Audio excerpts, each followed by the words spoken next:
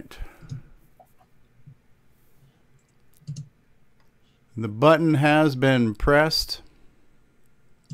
I think I see a green light on YouTube. The light is green on YouTube. All right, so CoCoTALK episode 77 is gonna do it live in 3, 2.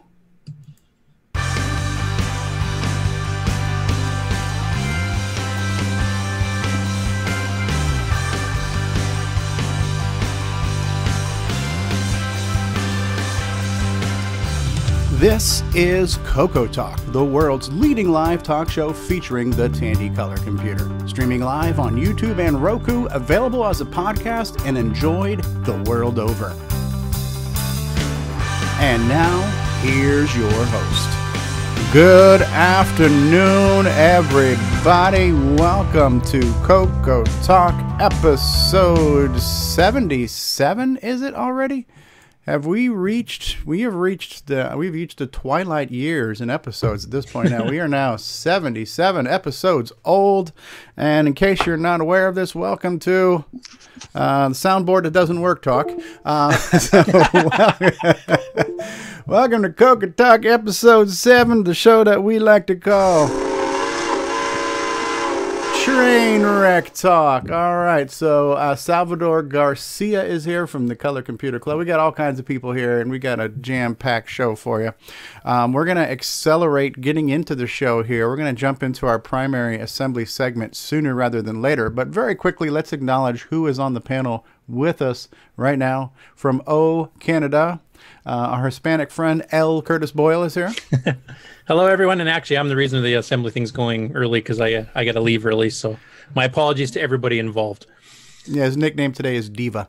All right. And our resident Apple guy, Mark D. Overholzer is here. Hello, Mark. Howdy. Glad to be here. We're glad to have you. From sunny Arizona, the timber man himself, Ron Delvo. Ho, ho. And you're muted, Ron. You're still muted. keep pressing the buttons till you find the right one. You're still muted. There you go. Ron, try it again. Hey, how are you, Ron? How you doing? Pretty good. Rob Inman. Rob Inman says, yeah, L. Diva Boyle. Yes. I wanted to keep quiet. From down under the thunder, Mr. Nicholas Marentes is with us. Good eye, Nick. Good eye, everyone. Good eye. We have Jason, the Coco Man Reichert, maker of the Switcheroo, wearing a CoCoTALK t-shirt. Hello, Jason. Hey, everybody. Blame Canada. Hello. And last but certainly not least, creator of Z89, Steve Bjork is with us. Hey there, folks. Hey. Of course, we pronounce it Z89. But Z89. Actually, coming from a little cloudy, we actually had something unusual. For 15 minutes, it rained. Woo-hoo. We haven't seen that since May, if not April. Wow. We have not had a drop of rain since then. And I think our friends in Arizona also got a little bit of a downpour, too. Yeah. But it evaporated before it hit the ground, so it was a steam shower, right? Oh, yeah. It wasn't that white fluffy rain like we had up here a week ago, is it? No. Well, they started doing their weather watch or first storm 19 or whatever. They were doing their weather watches on the channels and like that. And we got maybe like a drop or two most of the day. And all of a sudden at 10:30, it just let loose. I kind of go, what the hell's going on outside? I look outside and it was just like coming down in buckets. I'm going, this never happens. Well, it happens every 5 minutes in Florida somewhere. So yeah. Yeah. Florida, you can set your watch to it. Yes. Let's say hi to some people in the live chat. So Mark Overholzer in the live chat. Chad Edward Cunnington is here. Nick's neighbor, another fellow Aussie. Tim Franklin is here. And Davey Mitchell is here. So is Al Hartman. Hello, Al Hartman. Mark Overholzer. Alexander Wallace is here. Hunter LTU is here. Rob Inman says, do it live. Is here. Eric Canales, potential president of the Glenside Computer Club. Eric Canales is with us. Tim Franklin, Mark Overholzer, Salvador Garcia of the Glenside Color Computer Club. Hello, Salvador. Hola, ¿cómo está? Salvador also says, hello, Mark and Chad. Rob Inman is here. Nick Marotta. Everybody say hi, Nick Marotta. Hi, Nick Marotta. All right, Nick Marotta's here. Chad Cunningham is here. He's your neighbor, L-O-U-R. He's your neighbor. We've just been joined by David Ladd. Hello, David. Why, hello, everyone. All right, everybody. Well, we're going to keep the introduction short and sweet for now. We'll play How's Your Week Been later. We can do our show and tell in a little bit. But what we're going to do is we're going to jump right into our main segment today because L. Diva Boyle has things to do today. So we're going to... Thank you very much. We're going to jump in. And so last week we finished Assembly Language Part 8. I believe that was an unsigned number and no arithmetic shifts happened. However, we're going to do an Inc. A right now, and we're going to increment to Part 9, right? Yep, exactly. Okay, so we're going to increment this episode to Part 9. Tom C. has just joined us from Jersey. He's Al Hartman's neighbor. All right, so we're incrementing the episode to Assembly Language Part 9. Hosted by the author of Clowns and Balloons himself, Mr. Steve Bjork. And I would also just like to say, look at that, we got Clowns and Balloons on the screen in living color. Now I'm just gonna slightly correct you on that. James Guerin got credit for Clowns and Balloons. See, he was a programmer that assisted me there at Datasoft, and Datasoft had this weird policy. Only one person can be listed for a product. Wow. And so I felt sorry for him after several products that he wasn't listed on. So I gave him Clowns and Balloons and also Shooting Gallery. Okay. So even though they were basically my games, I said he's got to get some credit because if this gig at Datasoft ever goes south, he's got to have some credits here. Sure. Well, that was... Are we going to have the DEFCON thing up during this? I don't think there's a need for that. Yeah, we know he's going to lose it this time. Well, some of us have other thoughts on that. And so what I'll do is I'll just zoom in like this, and you can look at the veins in my temples here, and if they start throbbing, like the guy in Star Trek, those big Brainiac throbbing vein head guys, if I start looking like that, then... Well, the question is, well, see, I kind of wanted the DEFCON thing, so that I know that if I'm getting too technicals or too many acronyms or something like that, I know I got to back off. Yeah, and then that's at which point I pile on. But yeah, exactly. Where's James? Where's James different after when we need him? We can have the trifecta of tech battle here. My head will early alerts. We'll have to text you guys alerts there when Steve. I need to wear one of these medical bracelets here saying that my head explodes during techno babble. I'm allergic to it. You think we can get a presidential tweet to everybody to let them know when? Yes. Well, let's see. Why don't we go ahead and get that slide up there for everybody to see? This is a little different than what we've done in the past. We've been talking about instructions, all the lovely instructions in the 6809. And by the way, we're still not done. There's a few leftover instructions we haven't covered. But by golly, we've got to now talk about addressing modes. Addressing modes is the real power, the thing that turns the 6809 into a superhero. It really is what makes the 6809 shine compared to the other 8/16-bit processors back in the day. And why don't we go to the first slide? Basically, what an addressing mode is the way the 6809 is going to address its information, the way it's going to go and grab it. And that's one of the beauties of the 6809. There is a multitude of ways to do it. I've always said with the 6809, it's never trying to figure out some way to get the 6809 to do the way to do something you want to do. It's just trying to find the better ways to do it. It doesn't fight you. And that was the beauty. And that's what I really loved about coding on this processor.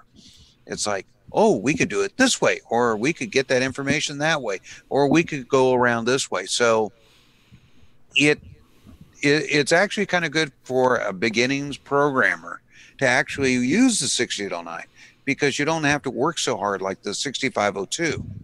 You have to use tricks like let's say you go through and you want to address something quickly, or you want to be able to have some flexibility in the way you do addressing, you have to use self-modifying code.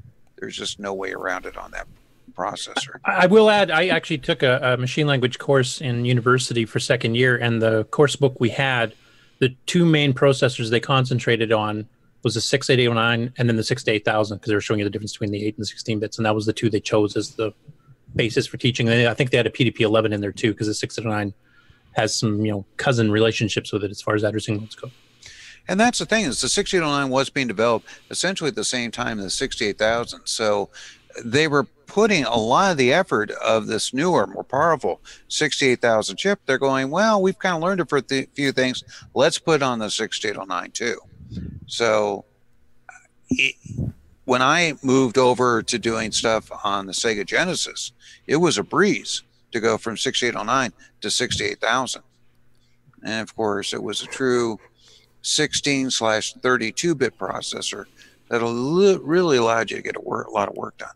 But we're here to talk about the 6809 and like that. And as I put down here as a reference at the bottom, hold on, Stevie, this is going to be a bumpy ride. Okay. Yeah. All righty. We've talked about some of these addressing modes in our past seminars. Some of them are very straightforward.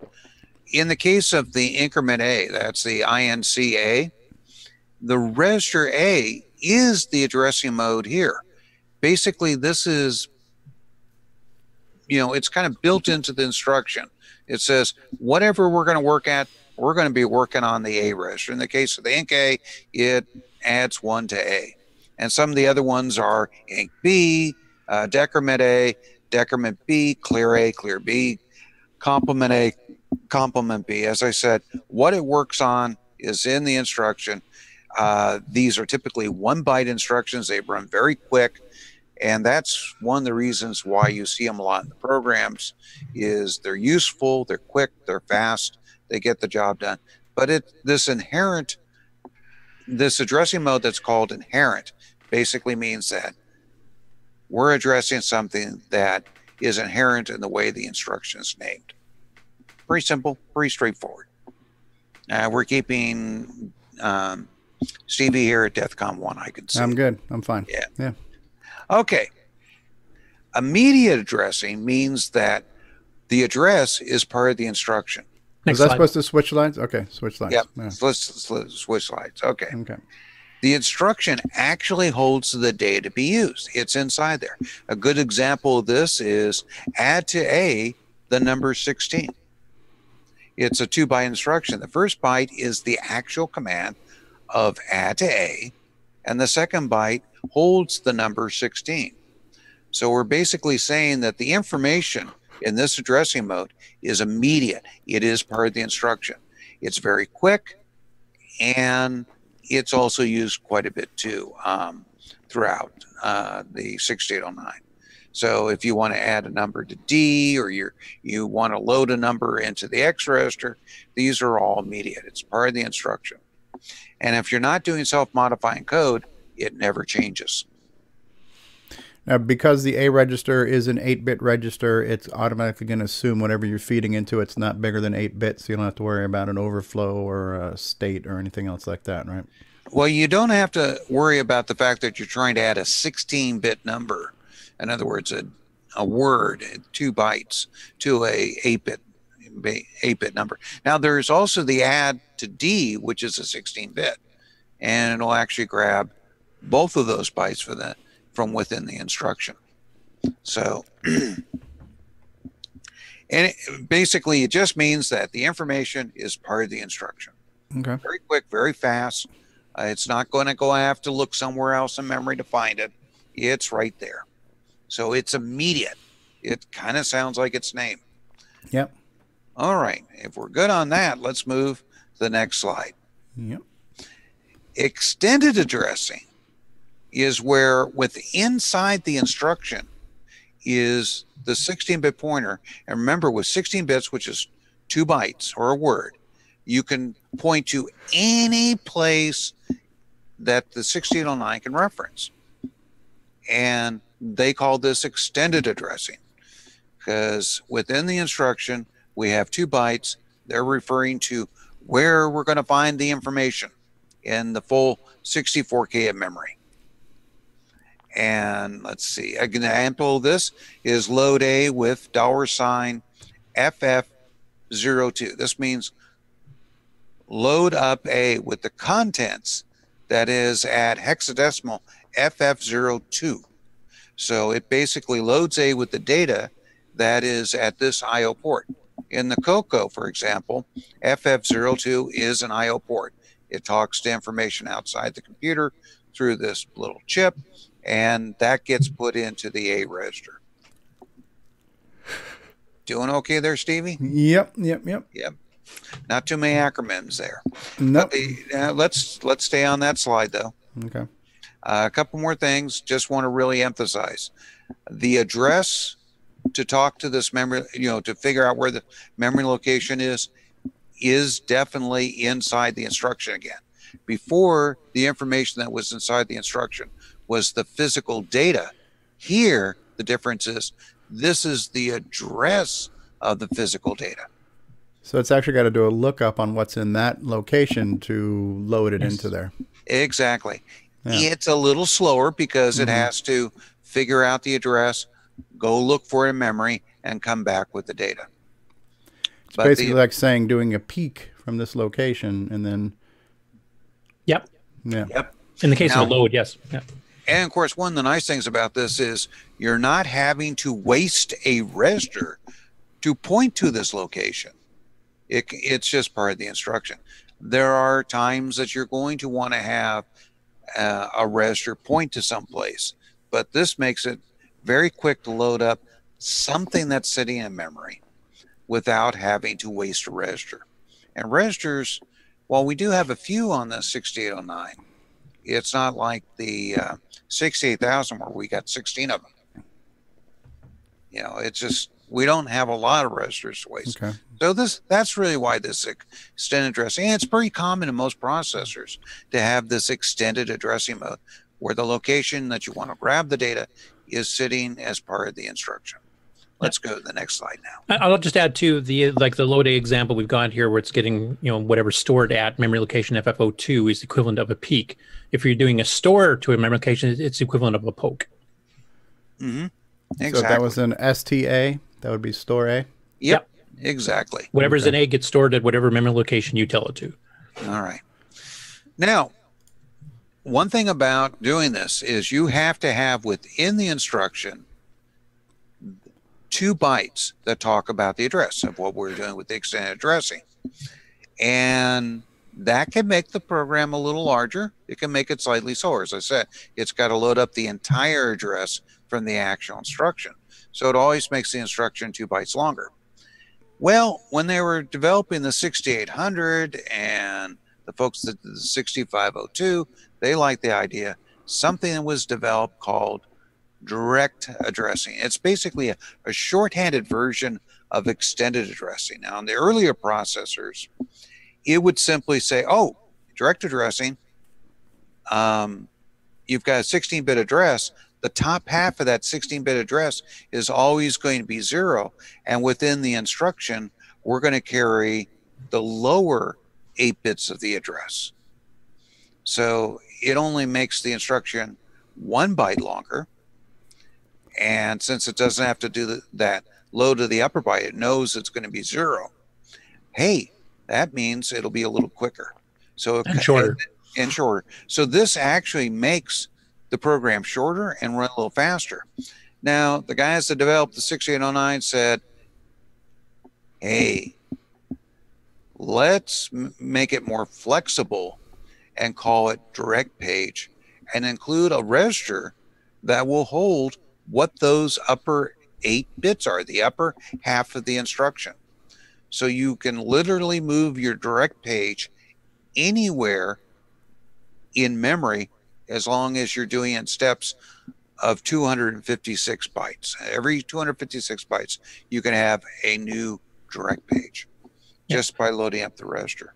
I will mention the 6502. Actually, if I remember correctly, they referenced it as 0 page because literally you could only have it at 0. So and then direct page with the 609 having the DP register, the direct page register that points to the upper, was so much more flexible because now you could move it to wherever you needed some speed and space savings. OS 9 uses it extensively for your loading different processes because everybody gets their own direct page. It doesn't interfere with each other's. If you only had one 0 page, every process or thread or whatever would have to keep track of exactly who's doing what, so I don't overwrite something somebody else did. Yeah, it really made this processor be flexible. It made it a multi-user, multitasking operating system. But the real emphasis here is this is a way to create a shorthand. At the beginning of your program, you set the direct page to where you want your direct page variables, where you want these shorthand variables to be at. Most programmers just set the direct page to 0 and just use the first 256 bytes for the direct page. But as I said, you have the option to move it anywhere. And if we go to the next slide, we'll see an example where if we had set direct page to 1, instead of in our example, which was looking at memory location 71, is now going to look at memory location 171X because it's getting that 1 from the direct page register and the 71 is from the program. So the main emphasis here is direct page, or what was called 0 page processing, is a way to do a shorthand to talk to just 256 bytes of RAM and get in there quick and like that. So a lot of important variables in your program get stored in direct page, things that you're going to constantly access all the time.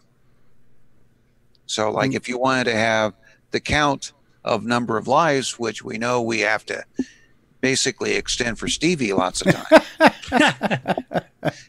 we would store the current life count in direct page. It makes it fast, it makes it quick for accessing. All the different parts of the program can access it. It's a convenient way to get your important variables down. Yeah, and in Steve's case, we would put the level number he's on in extended page because it's slower and it doesn't get access as much because he never gets past level 2. So I want to mention one other thing too, just a real life example. The patches I've been doing to rescue on Fractals, which I've got about running 10 to 20% faster now. There's chunks of the program that do the calculations for the 3D terrain mapping, and then there's calculations that actually do the drawing of the 3D mapping, which is a multi-layered thing as it builds out from the back of the screen, like as far back into the screen as you can go up to your right in front of you. And one of the patches I did that did speed it up is that those chunks are done separately. So it does all this math calculation for fractals. It takes a huge amount of code, and then it's got a whole bunch for the drawing. And I just changed the direct page between those two. So I think it was 5 and 7 in that particular case, where all the calculations for the one type are in 5 and all the calculations for the other type are in 7. So I managed to shorten the code and speed it up just doing that. Mm-hmm. So how are we doing with direct page here for you, Stevie? I'm fine right now. Okay. So think of it as a shorthand or quickie way to get to variables. Mm-hmm. Don't have a lot of them, but the important ones you'll want to put there to make your program run faster. Good. Okay. Well, let's go to the next slide. All right. This is where it starts getting a little bumpy because it is the superpower of the 6809. Index addressing. And at this point, we're going to spend almost all of the rest of the session here on index addressing. As you know, there are 4 main index registers, the X, Y, S, which is the stack pointer, and the U, which is the user stack pointer. The program counter can also be used as an index register in some of the types we're going to talk about in a few minutes. But the main ones we're talking about here are X, Y, S, and U. They're all 16-bit, so they can all point to anywhere in the 64K of the CoCo's memory.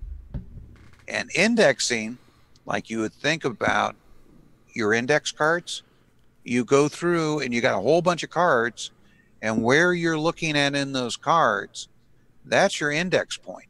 That's the point you're at. But the thing is, the 1609 lets you say, hey, I can go forward 3 cards, or I can go back 5 cards.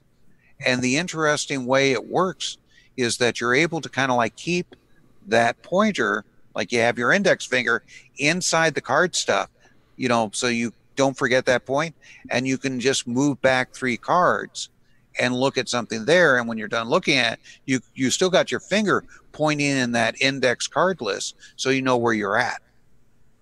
So Okay. This is where we're going to get into the stuff is that's it. Think about index cards, your finger in the middle of the index where you want to make your reference, and how you can go backwards and forwards. Okay. So that's what we're going to be doing. Let's go to the next slide. Well, I think last week the stock in buffets and especially Golden Corral went up, talking about the plate analogy. So now hopefully the index card industry will take a little spike now after this one. Dewey Decimal cards are back. Yes. Yes, they are. There are definitely many ways to use the index registers. Since these registers are all 16-bit, I was kind of covering that a little bit with the analogy of the card index. They can point to anywhere. And as I say, this is the true power of the 1609, is because there's many options to use them. And this is where the power comes in, where I keep saying it's not, the 1609 is not trying to find a way to do something. It's finding the best way to do something. And don't worry too much about it. The way you're doing it when you're first coding is the best way. You'll learn as you're going through what is the best way. Right now, we just want to get it done without a problem, without bugs. Yeah. As a beginning programmer, the best way to do indexing is whatever's easiest for you to understand and keep track of. Right. Later on, you can worry about optimizing for speed and size and a bunch of other things when you start learning some of the tricks, but they're definitely more complicated to keep track of. So if we don't want you to DEFCON 5 right off the bat here, we want to keep it on the KISS principle, I guess. Exactly. And when we get down to one of the later slides, that's when we're definitely going up one DEFCON level for sure. So it'll be good to know, but don't have to necessarily try and use it right away. Let's go to the next slide. Well, in that card analogy that I used, basically referencing to where your finger is sticking in that stack of cards, that list of cards, that's the easiest way to refer to something, is where you're already at. And that's basically offset 0. This basically means where the index register is pointing.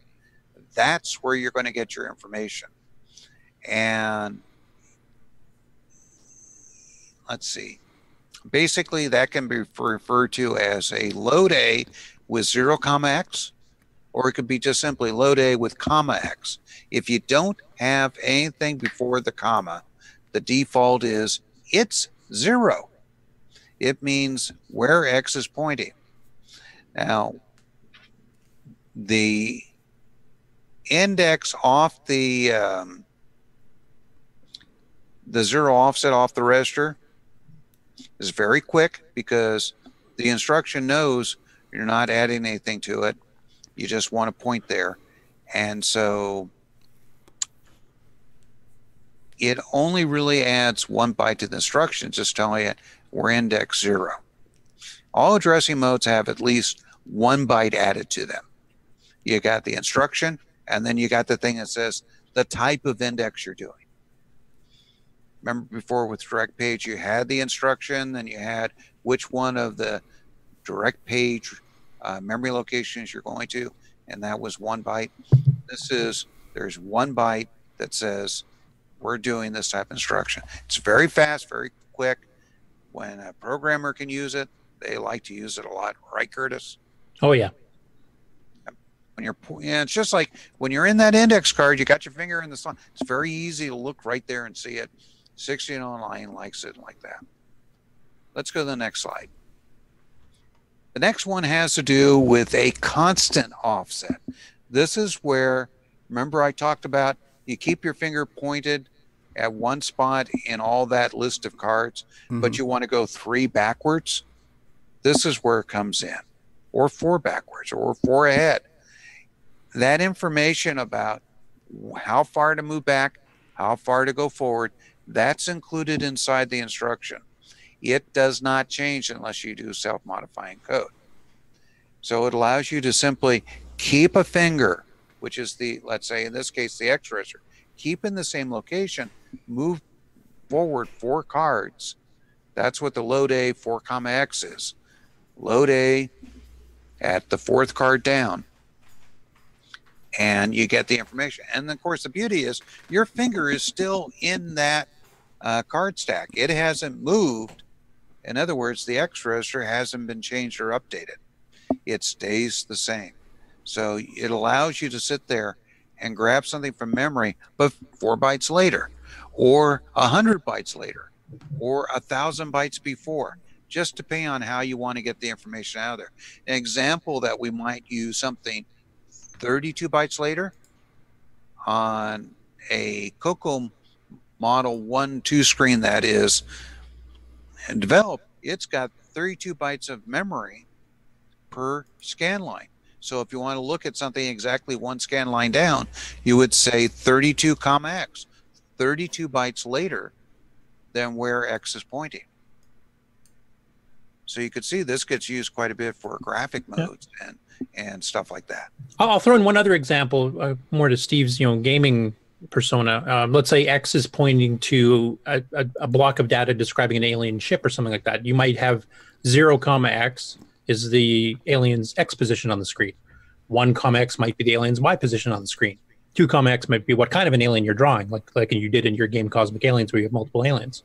So basically, you would load X point to whatever alien you're currently working on.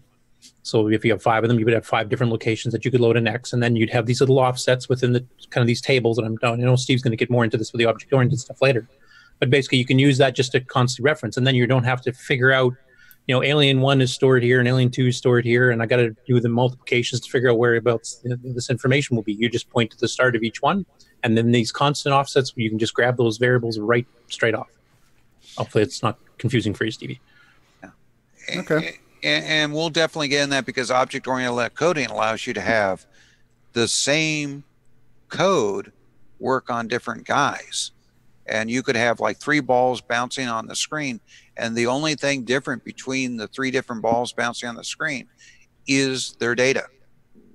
They don't have to, because if you had hard-coded, that's the term we use, hard-coded their information in direct page, you would have a different routine for each one of those balls, because they would be looking at a different place in direct page to find that information. So it'll be a technique that I definitely will be teaching everybody early on in the assembly language course, that goes for writing more efficient code, less buggy code, and just generally a more pleasurable way of doing things. Much easier to keep track of stuff, yes. Exactly. But still, you got the idea that this allows you to talk to, say, the 4th card down from where you're pointing inside that index list. Right, Stevie? Yep. Okay, so we're doing good. We still got you at DEF CON 5, right? Yep. Okay. Oh, I plan to change that later. And this is one point where we might shave a half a point off of that, bring you up slightly. Constant offset addressing mode has 3 different options, 3 different ways of doing it. And it all depends about how far away from where you're pointing in the index list do you want to go. Let's say that you just want to go back about 8 cards. That could be done very simply with the first type of offset. It has to do with a signed 4-bit offset, which allows you to go back 16 one way, -16, or a +15. The second way of doing it is a signed 7-bit offset, which allows you to go 128 backwards or negative, or 127 forward. So you can see we've got a pretty long card catalog here, where we can go more than 100 cards backwards and forwards. But let's say that's not enough. Let's say that you've got one of these ones you'd see in a comedy movie, where you pull out the card index and it's about oh, I don't know, 30 or 40 feet long. Mm-hmm. It literally holds 64,000 cards. Well, where X is pointing, you can move backwards and forwards a negative 32,768 to a positive 32,767, which is a signed 16-bit offset. So you can move all the way through memory that you want. Now, why would you do 3 of these, and why would they be set up with these ranges? Probably just for efficiency. If you don't need to go too far, why waste the processing time? Or Exactly. Each one of these different modes adds an extra byte. As I said, all indexing operations require at least 1 byte to say what type of indexing it is. And then in the case of the one where we're looking at signed 7-bit mode, that adds an extra byte. And the last one adds 2 extra bytes to figure it out. So they get slower the bigger you get too. It gets slower because it's got to do more calculations and it's got to load the data. Now, here's something interesting. I kept on saying something about all the indexing modes are at least 1 byte in size. And one of the things that they figured out in the 6809 is we're going to have to do a lot of references close to where we're pointing.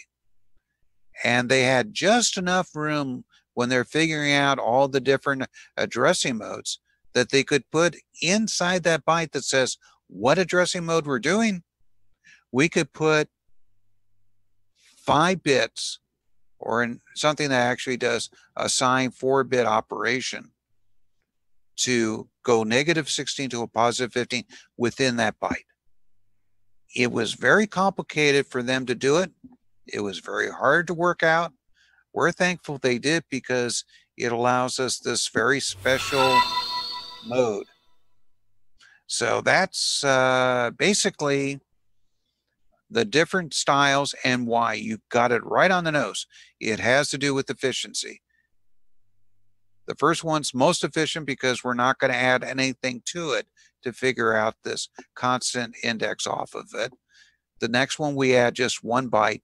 And in the case of the signed 16-bit, we add 2 bytes. So yeah, it's all about efficiency. Now, in the case that I give here, the load A with 32, X, gee, could that be the next scan line in the video buffer? Anyways, that would require 1 byte added to the instruction for the signed 7-bit offset. Where if we had said 4, X, it would have just been a single byte instead of 2 bytes there. Okay, how are we doing there, Stevie? Bytes or bits? 32 is 4 bytes. Well, no, I'm sorry. I confuse them back and forth. Yeah, 32 would add 1 byte. Yeah, it would fall into that second one, the negative 128 to positive 127 range, because that's beyond plus 15. Right. Yep. So it would add the 1 byte and slow it down slightly. Yeah, you lose 1 CPU cycle on that one. I think you lose 2 to 3 or something on the 16-bit. I can't remember the exact offset, but yeah, that's one thing to keep in mind when we start working sometimes with information that's 16 bits in size, 2 bytes. The CPU kind of has to do things twice a little bit, so it really slows it down. But still, we've got these efficiencies in here, and once again, these offsets to the X register, the Y register, do not change or affect the register itself. The register itself, yeah, it's still, you got your finger still in the card index pointing while you're looking somewhere else, and Gotcha. It's still there. It's still pointing that location. So it's definitely a very powerful type of operation. It's used quite a bit in the 609 coding. As you can see, the 32X combo 4 definitely helps. Let's move to the next slide if we're doing okay there. Mm-hmm. Now, you can also do this type of operation where you have a constant offset with the program counter. And this is typically used to talk to, like, hey, I want to load up the address of a data table, or I want to make reference of some information somewhere else. But that information is kind of part of the program. It makes it so that I can point to it, and it's what we call PC relative, program counter relative. It makes sure that if I move the program and I can move the data with it, it will know where the data is. But it's a way to reference information. But when they did this particular mode, there is no smaller -16 to +15 offset. It's just strictly the 7-bit offset and the 15-bit offset, the signed offsets. Okay, looking at a byte or a word there for this. Yeah, exactly. So you can't get as efficient as what the index registers allow for, but at least you still have this option where you can index off the PC register. And there are some handy times for that. But just making everybody aware of this mode exists, and we will be using it in much later lessons. Next slide. Sometimes when we go through and we put the finger in, we might have to do a calculation to figure out where we want to offset from. And of course, we know that the A and B registers can be used for 8-bit calculations, and the D register can be used for 16-bit calculations. A good example for this is, let's say that you want to talk to the 20th line, or no, let's just say the 10th line of video memory. Well, you would use the A, B, and D registers the following. You would load up A with the fact that you are the number 10, the 10th line, or whatever you're referring to. The B register would load up with the number of bytes per line. And you could use the multiply command that would multiply A and B together, and you would now be looking at the number 320 in the D registers. Remember, the D register is the A and B register put together to make a total of 16 bits. And we can use that as an offset. So if you sit there and say load A with D, X, you would now be loading information off the 10th line. So you can see we can do calculations to figure out where we want to offset to.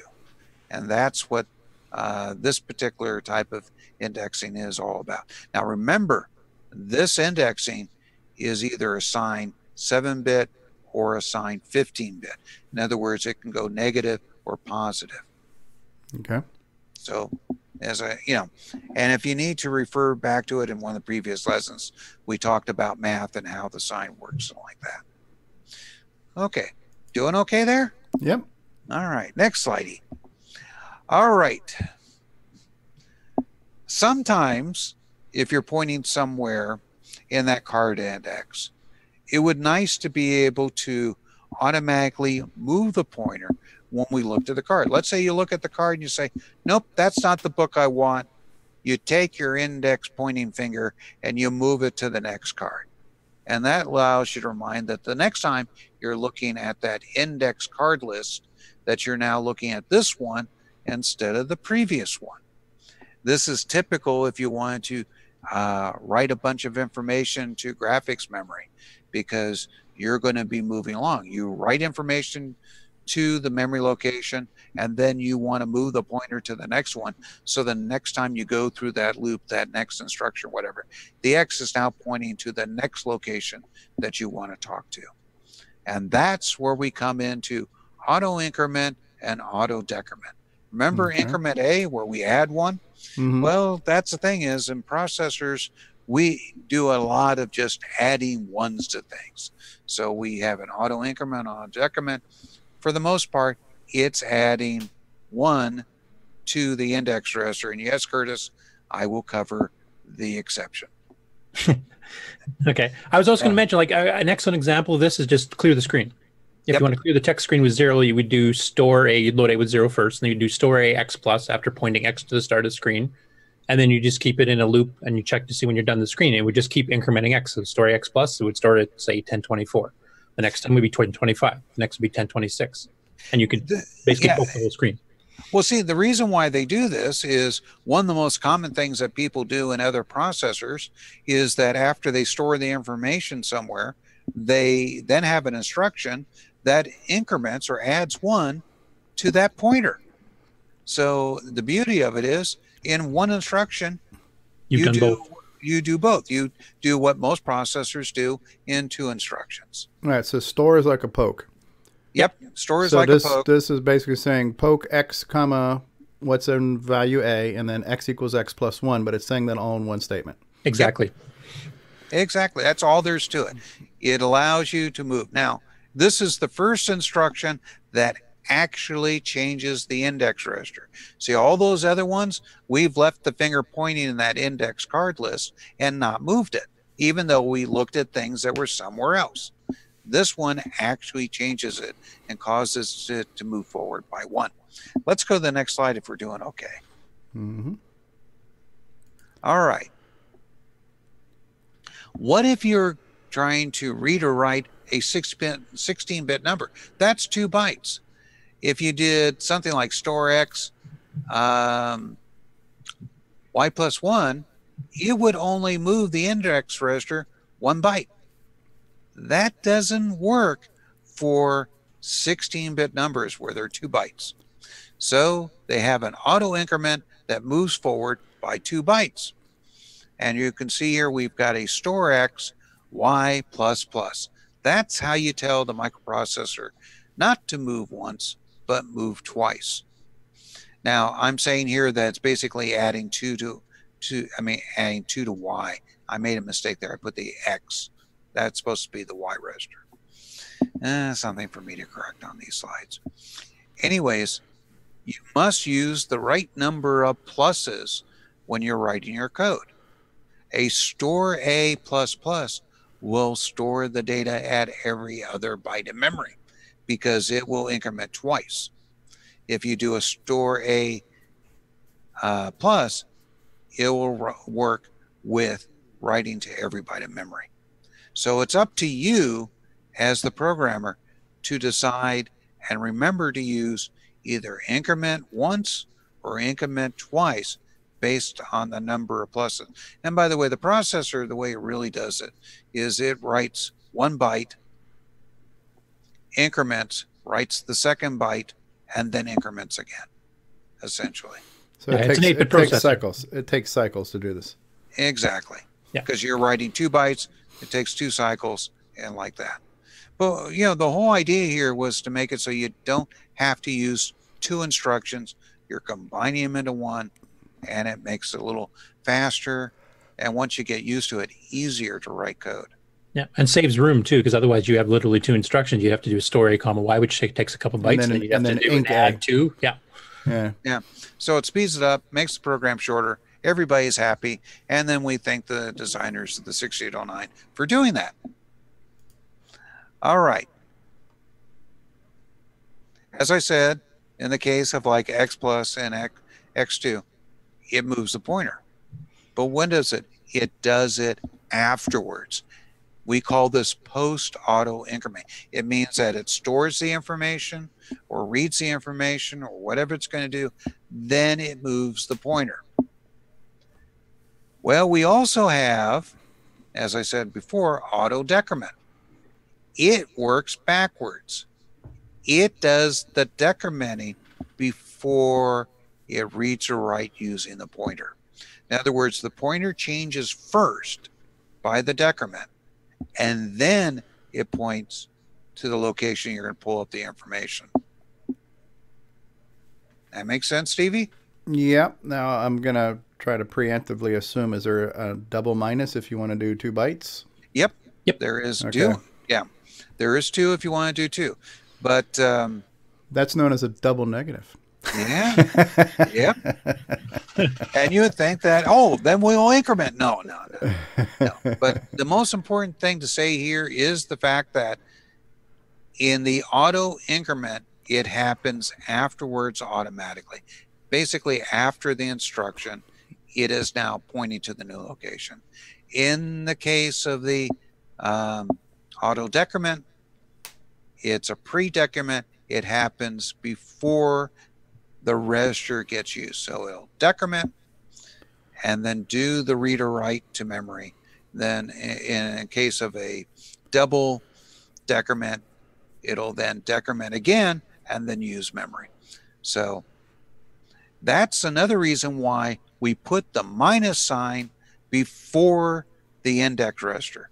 If we notice, when because that's telling you visually that it's happening first, where the plus at the end, it's showing you visually it's happening after. And the assembler, if you do it wrong, it will actually error out. So it helps you catch this if and triggers your brain to remember which way it's working. So, and much like the where we had the single and double pluses, you must remember to use the single or double pluses whether you're writing a byte at a time or a word at a time, which is 2 bytes. You got to remember that, or else when you start doing this stuff, you're going to get weird graphics on the screen or other weird effects in the program. But once again, you don't have to use this auto increment and auto decrement in the beginning. You can do it as 2 separate instructions if it makes it easier for you to program and understand your code. So, or if you're coming from a 6502, and that's pretty well all you have. Yeah. Or else you do self-modifying code. Let's put it this way: if you want to do anything in the 6502, you pretty much are writing self-modifying code. All right. If we're okay there, Stevie, I know this is one of the ones that can get a little bumpy. No, so far so good. All right. Okay, I lost the bet so far. We'll see if Steve wins. Yeah. Okay. Yes, and just to kind of reiterate everything we talked about here, the 2 types of auto decrementing are the single minus and the double minus that come in front of the X. And they're basically, if you got 2 of them, it is going to subtract 2, but they're done in 1 step at a time. And the reason why they did it this way, it mimics the way the stack works in the computer. Remember that pushing down plates and pulling things up that we talked about in a previous lesson? Well, that's the way the stack works, is the way this auto incrementing works. It does the increment afterwards when you pull it off the stack, but when you're pushing it down, you're storing the information on the stack, it does the decrement first. So there is a reason why they do these differently, is just so that it can mimic the way the stack operations work too. And in fact, you sometimes use these on the stack if you push some stuff in the stack and you only want to. We don't want to go to DEFCON 3. We do not want to go to DEFCON 3 here. Darn. Yeah. Well, it might help somebody win a bet. I already lost, so I I've got this right here that's gonna send you for a loop unless I can explain it well. But not quite yet. Well, we're almost there. Remember in one of our previous lessons we talked about. Am I advancing slides, or are you just still anecdote? Next slide. Next slide. All right. In the 6809, we've got one more indexing trip up the sleeve, and we kind of touched upon it already with the on X go to that we try to emulate from BASIC in the 6809. That was the jump with a bracket B comma X bracket. This told it to jump to where to use the data in the jump that it found at B comma X. This is so you could have a bunch of tables that said where you go. This is known as extended indirect addressing, and it's available on virtually all the different addressing modes. So every addressing mode that we talked about here, you could sit there and say where the index where you got your finger in the index thing, and then if we skip forward and now we found the card that we're actually looking at, it had that Dewey decimal number on it, and it told you where, based on that Dewey decimal number, you could find it in the bookshelf. That's what extended indirect addressing. It allows you to sit there and say, I'm not actually pointing to the data, I'm actually pointing to where you will find, the information about where to find the data. The pointer to the pointer. Exactly. So we're going up one step in the meta. Okay. We're now looking at the information on the card that has the Dewey Decimal number that tells us where in the bookshelf to find the book. Okay. Yeah. Okay. And the indirect modes are always designated by those square brackets. So if you're using extended indirect or indexed indirect or any of these other ones here, the square brackets are what are telling you and telling the assembler that that's what you're trying to do. Yeah, we're now saying what you're looking at isn't the final place. We're going to grab that information, and that information is going to tell us where in the hell to find that book. So, okay. So it's a card that points to another card, and on that card is where we're going. Right. Yep. Okay. Now the reason why we do this in the 6809 is so you don't have to waste time loading up another register with that data you would find at BCOMX, and then having to load up that data and going somewhere. So we're actually able to combine not only 2 instructions in one here, so we could get to that book, but the fact that we don't have to waste a register doing it. And not to mention multiple instructions. Multiple instruction. So it makes the code faster. It makes it simpler. You're not having to waste your limited number of index registers to find that location. So this is where the power of the 6809 really shines, is the ability to do this rather complicated. Have a pointer with a finger inside the card rex in card index, move to someplace relative to it to look up the card information, to find the Dewey Decimal number, to actually find the book on the shelf. And this helps a lot in a lot of the programming we're going to be doing later, but it's one of the keys. It's literally superpower. Now, Now, as I said before, there's a couple of addressing modes this does not work with, and that is when you do an auto increment or decrement by 1. And it makes sense. You're looking at 16 bits, 2 bytes of data. You don't want to increment by 1. You'd only go halfway through the address. So you have to use auto increment or decrement by 2. That's where we had the 2 plus signs or the 2 minus signs. So that is one restriction. Other than that, it's available. This indirect addressing is available on all the different index addressing modes. Yeah, it's available. And the main reason for that, not allowing the single and single increment, single decrement, is because these are pointers to pointers, and a pointer is pointing to 64K. So you need 2 bytes to tell it where to go to find whatever data you're trying to look up. So having the single plus minus just would not make sense, because you would not be able to point to the actual location. Yep. And if anybody remembers Dewey Decimal Systems, just like a 16-bit pointer, which is 2 bytes, which is kind of a long bit of information, so can that Dewey Decimal number be. I remember having to write it down many times trying to find the book. I was just going to mention, if you remember Dewey Decimal, you're old, but okay. Hey, I do remember it. I do remember it, so I used it. Hey, it was the only way to find something in the university. But, okay, so we doing here good, Stevie? So far, so good. Nobody's winning a bet. Okay. I didn't even get you to DEFCON 4, huh? Nope. Next slide. Yeah. The next slide, and I pretty much already covered that in what I was saying. You don't need to load up a register to look up the address for somewhere else using this extended indirect addressing. And it speeds up looking up data tables. Data tables are something we're going to definitely get into when we talk about using the 6809 as part of actual writing code and programs. But data tables are very important. And like that. Let's go to the next slide.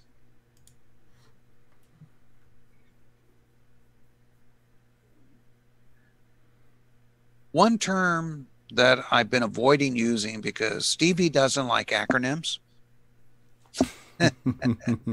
is effective addressing. I just have an acronym per slide quota. No more than three. No more than three-letter acronyms per slide. That's why you don't like David Ladd's slide. I got it now. Okay. And this is only 2 letters, so it's a little easier, and you can't spell a foul word with them. Oh, Electronic Arts, EA. Yep. Motorola Switch 2. Okay, you're back at the index card register. You got your finger in there, and you're using that 0 offset, and your finger's pointing in there. That is the effective address. That is where we're going. If you were to say that you wanted to look backwards 4 cards, that is the effective address, because it's where your main finger is pointing and then 4 cards back. So that's the term we use for whenever the 6809 is basically going to point to a location in memory to get its data, is the effective address.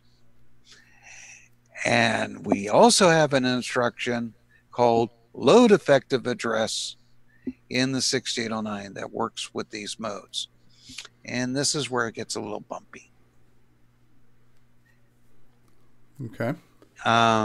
Just to kind of show you briefly, the load effective address can be used to load into the X, Y, U, and S registers. They're 16-bit pointers. It's a way to take the effective address and move it into one of your index registers. That's essentially what we're doing. So it's load effective address into X, Y, U, and S.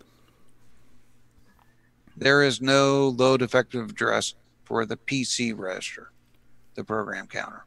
Okay. It can be used in the reference, but there is no LEA PC. But you can definitely load up any one of the 4 standard index registers using the load effective address command. And on the next slide, we've got some examples. Let's say that you want to use your data pointer called data table a lot. You want a register to point to it and use references to it. Well, load effective address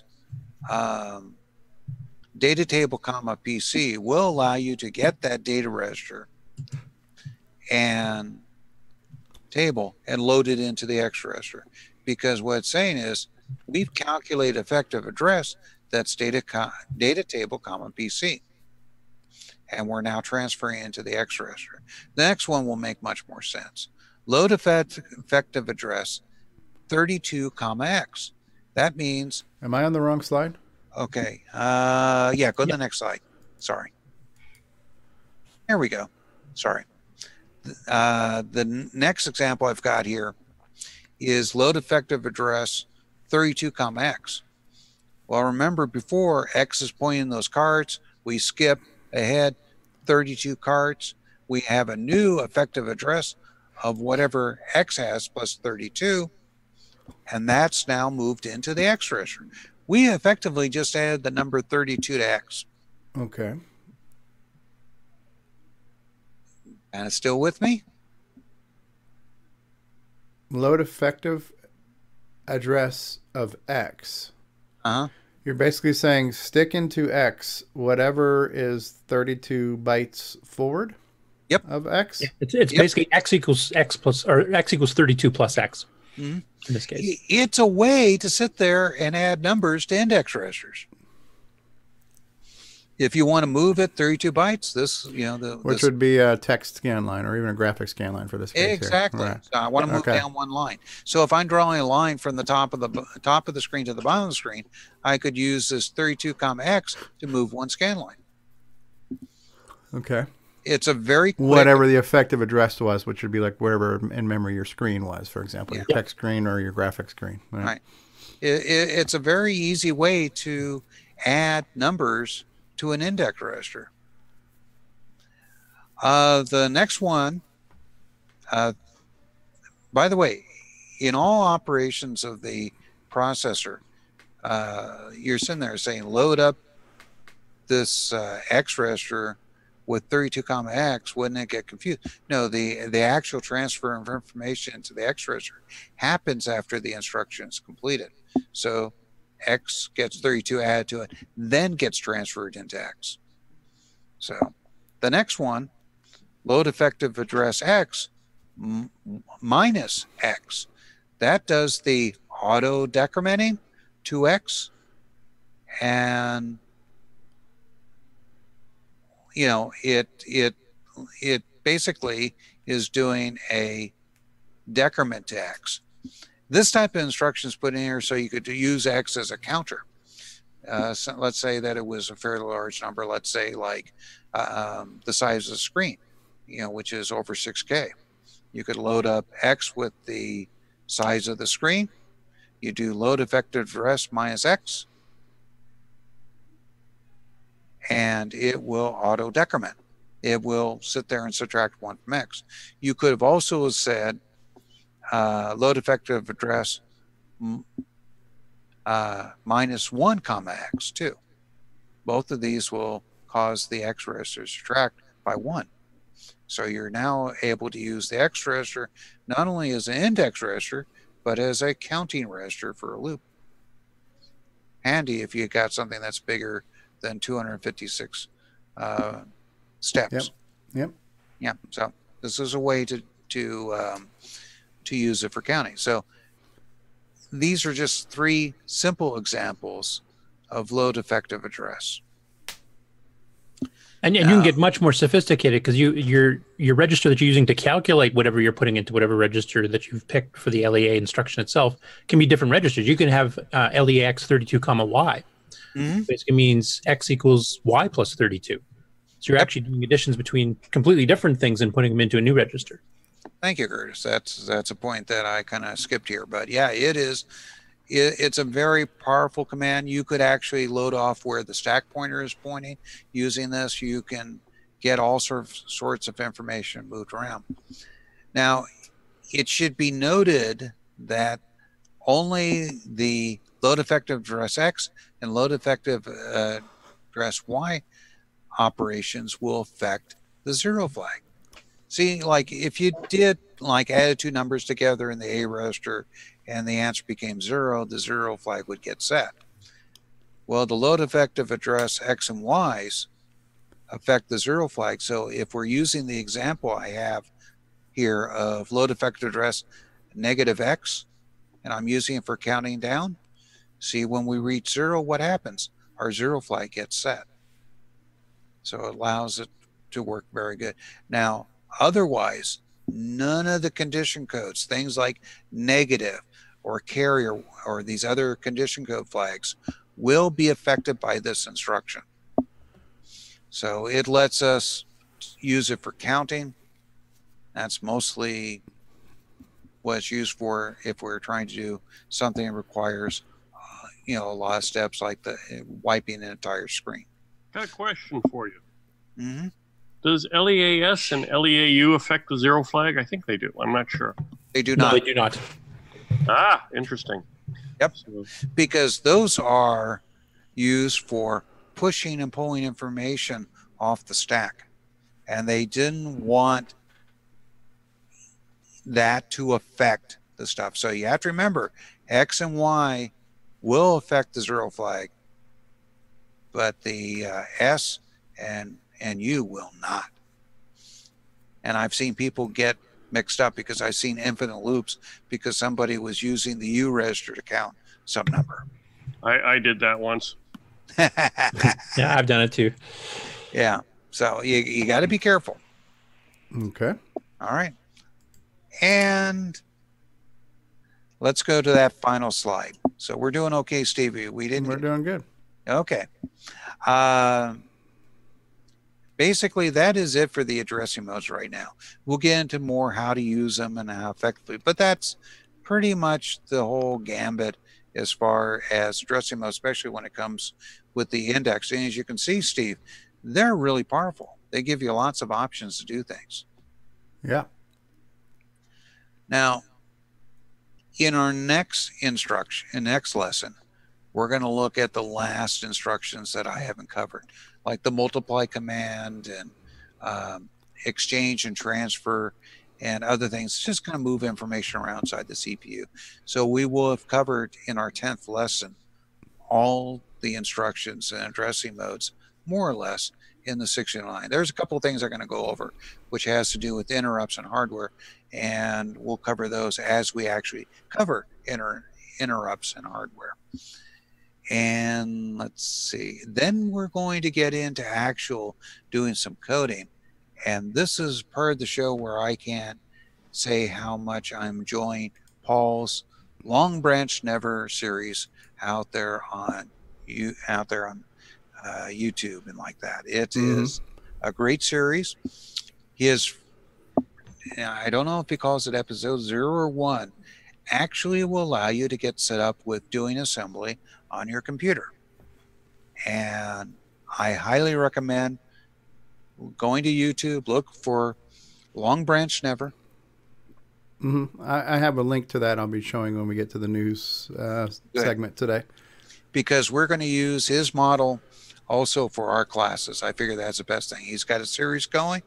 What he's got set up for doing assembly language, we're actually going to be writing on the PC. We're going to use emulators on the PC, and then we'll eventually get the code inside of a CoCo.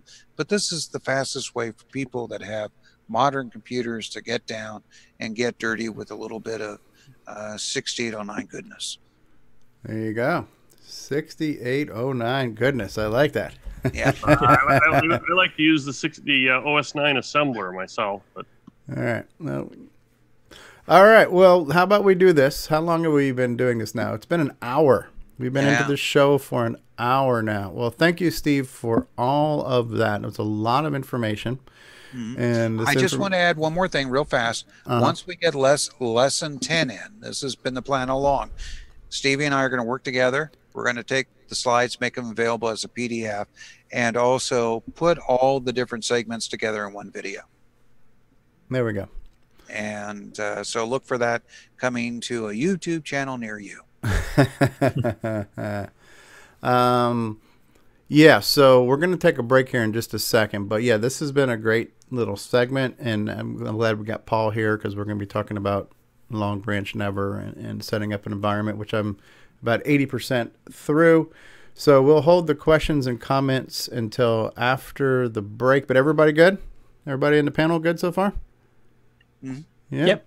Yeah. All right. I think Steve Bjork is doing an outstanding job explaining all of this. All right. And James Jones says applause. Well done, Steve. Yeah, there's been a lot of sidebar chat going on during the whole presentation, and so we'll look at some of that when we come back. All right. So we're going to take our first brief break. So smoke them if you got them. Potty if you have to. We'll be back here in just a minute. CoCoTALK will return after these messages. How does it feel? I'm still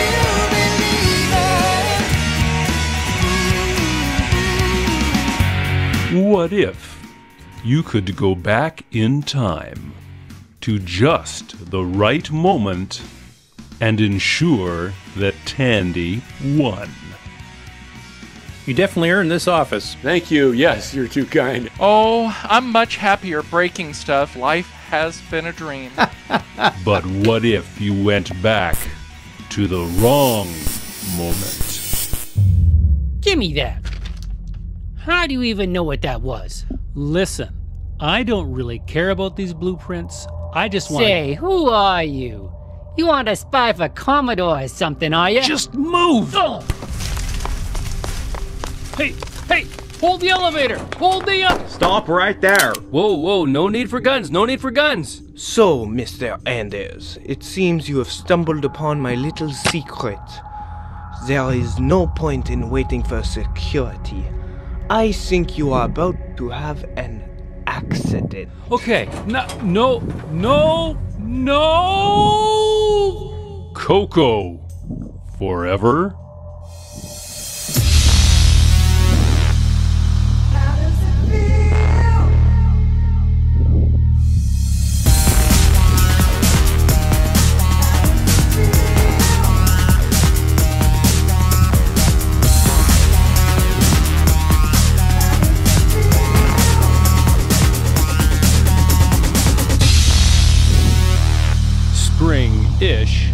2018.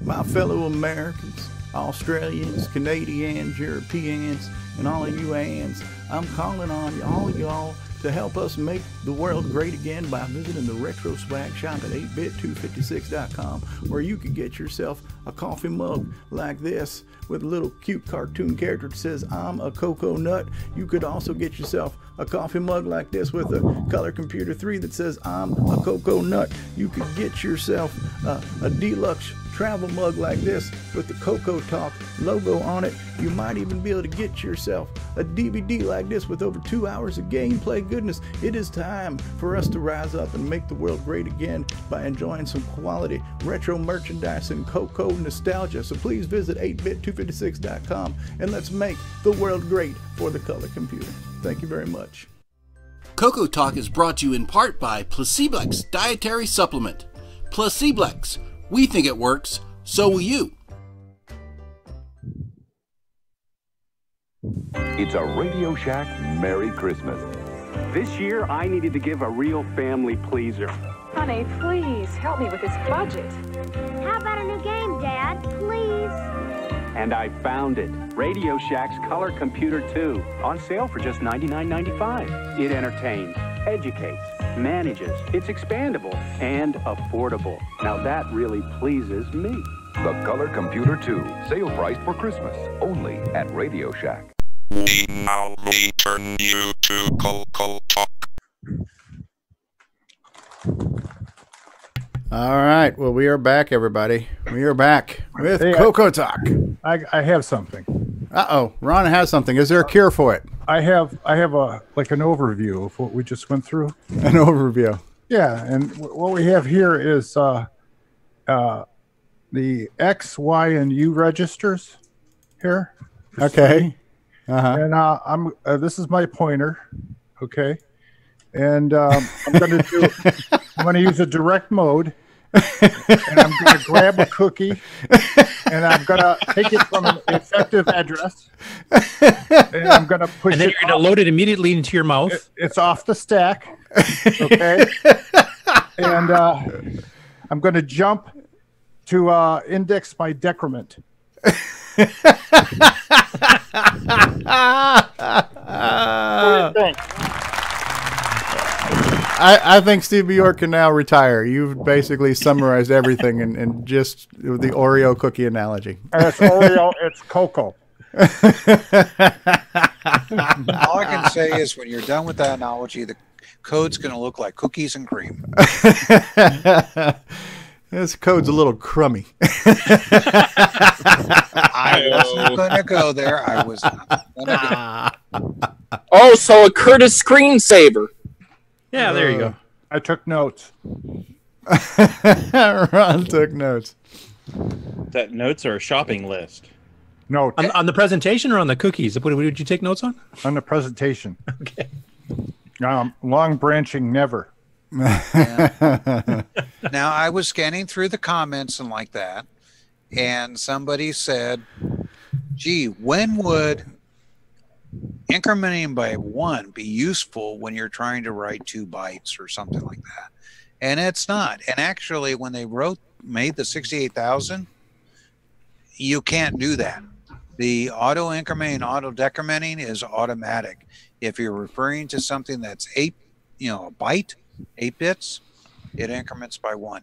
If you're referring to something that's 16 bits or 2 bytes, it's referred to as a auto decrement by 2. In other words, the instruction's smart enough to know should it do it once or should it do it twice. In the case of the 6809, not quite so much. I will mention I have seen it used as a trick if you need to overwrite a byte. In some special cases, there's about 1 or 2 cases in Basic 09. There's 1 or 2 cases in one other program I was working on. Like, it's very rarely used, but there is a couple of times where I've actually seen it used effectively, but it's rare. Yeah, it's something as you as a programmer have to keep track of. So you want to use either 2 pluses or 2 minuses when you're talking to 16 bits or 2 bytes of data. And if you're just talking to 1 byte, you use a single plus or a single minus. 1 byte. 1 bite of a cookie. There you go. Right. 1 bite. That's and right. so Al And the Hartman. little bits that fall are called bits. Yeah. Yeah, Al Hartman said if you were doing 16-bit, it would be a double stuff Oreo. So. Now, how does the milk dunking the cookies? How does that fall into assembly? Well, that's an indirect mode in that Exactly. case. Because it doesn't the cookie in the milk before it hits your mouth. It doesn't directly go into your mouth, right? Coke does not go well. Yeah. No. Life is like a bag Get of the cookies. foaming. Yeah. That's the new Forrest Gump quote. Assembly's like a bag of cookies. I do know that this lesson was definitely a little more technical than the ones in the past, but once again, this is just an offset of the processor. It's just the way the processor is designed. It was a fairly complex, and we'll better explain it when we get into the coding. Yeah. So it's also a longer lesson, but there's so many index modes on the 6809. If you split it, you'd kind of forget what you learned last week, and it was better, I think, to group it all together, even though it was a longer lesson than normal. Supposedly, there's like 1,400 different variations of instructions on the 6809, and I would say that a good 80% of those is because of the different styles and flavors of the index addressing. Yeah, and which registers you're using, and whether they're indirect or non-indirect, and et cetera, et cetera. If you take a look in the Motorola programming manual or in Leventhal's book or any of the 609 books, you'll see they usually have a table of just covering all the index modes and all the different permutations it has. And then when you add the index addressing, it almost doubles it. So it's just, for an 8-bit processor, having that many different instructions was very unusual. I mean, the 6502 had less than 256 instructions. So, there you have it. It's But very the powerful. 6809 is not the king of the heap, though. The 6309 is. With the We're not talking about that in these. That's the second batch. That's the next day, yeah. Well, see, if we had included all the 6309 instructions, Stevie would have a long time ago went, boom. Plus, we want to start with the CPU that everybody has. I mean, not everybody has a 609, so that'll be like a separate set of lessons. It's just like Barry was mentioning about using OS 9 assembly. There's some things you do a little bit differently because of the way OS 9 works, which I would like to do a series on later on myself to help people with that. But we want to concentrate on the core that everybody has. Everybody has a 6809 and a CoCo, or emulated one. Not everybody has OS 9. Not everybody has a 609. And most people, when they want to write a program or game, they want it to work on the most computers and like that. That's the reason why, some of the stuff that I wrote in the past, it works on all 3 CoCos.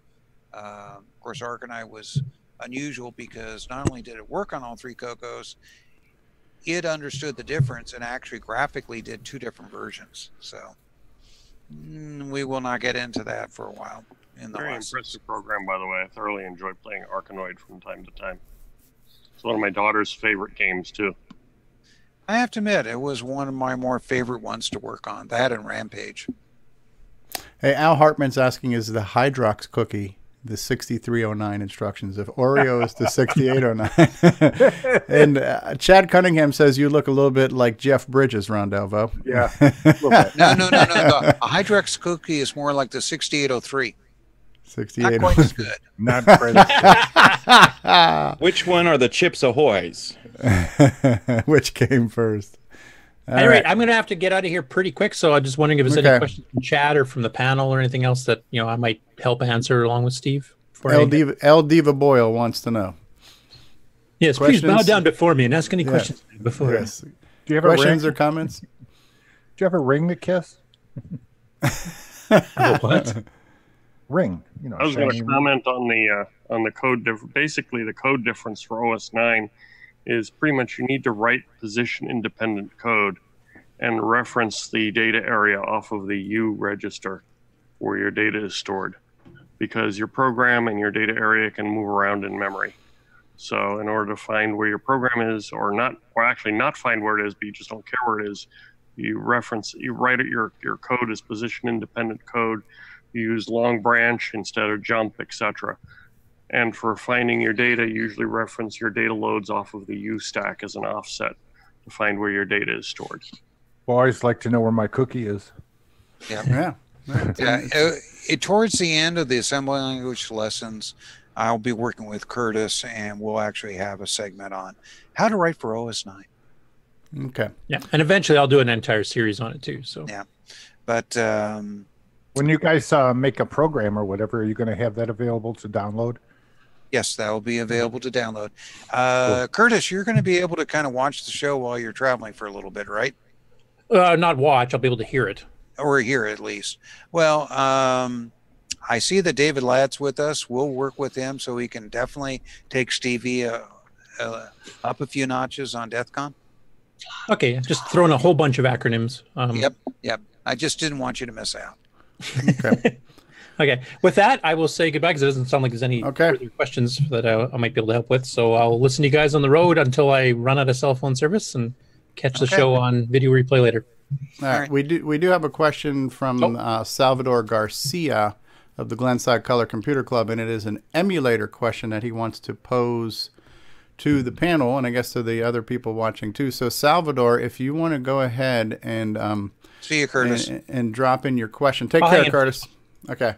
So Salvador, go ahead and drop us your emulator question, because I know he had posted it before, and I forgot what it was. While we're waiting on Salvador's question, anybody else wanted to chime in on just any follow-up stuff about the segment we just covered? Going Steve once. Gave a lot of information. Yes, he did, David.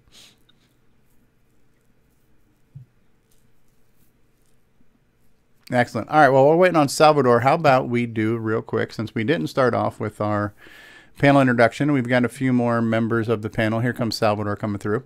We are going to go ahead and just say real quick. So Curtis is here. Curtis, you got to go, but anything you want to let us know before you go, Curtis? No, the only thing I'll say is that work is finally actually really slowing down. So I'm hoping by next weekend I should be back on working on ease of use and some other projects. And yay. Excellent. Still, that's the first thing. And I'm not sure exactly what order I'll do stuff in. This next week here, if I don't work too much for work, I probably will take a break from computers in general because I've been using them way too much lately. But by next weekend, I'm hoping to be back in CoCo projects. Excellent. What are you doing on ease of use to fix the boot track generation issues? Talk to Bill Noble on that one. He's actually working on the boot file stuff. I looked at it a little bit. I was tried a few patches for OS 9 Gen and stuff. Didn't work out. I'm still trying to fix it. I figured some other. I thought Bill was working on it as well. Though he is. He's actively working on it. He's actually giving me some hints of what he's been doing there. He's actually making it kind of GUI oriented too, to make it easier to use. But Bill would be the one to talk to on that because I've been too busy with work to really look at what he's been doing. Yeah, the biggest thing is basically that the boot track generation stuff doesn't understand how to properly offset the boot track for anything other than a single-sided floppy. Well, it does it on a double-sided floppy that's less than 80 tracks too, but it really was designed for floppy stuff. And when you try to generate a boot track on like an SDC hard drive image or a real hard drive, it sort of doesn't work too well. Yeah. Anyway, I'm off. Talk all right, to you Curtis. later.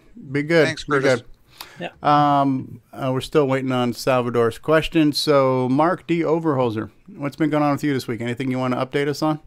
Well, nothing I've been working on CoCo related or old classic computer related. Okay. So. Oh, by the way, you were in Retro Challenge. Did you finish your challenge, or how did your piece work out?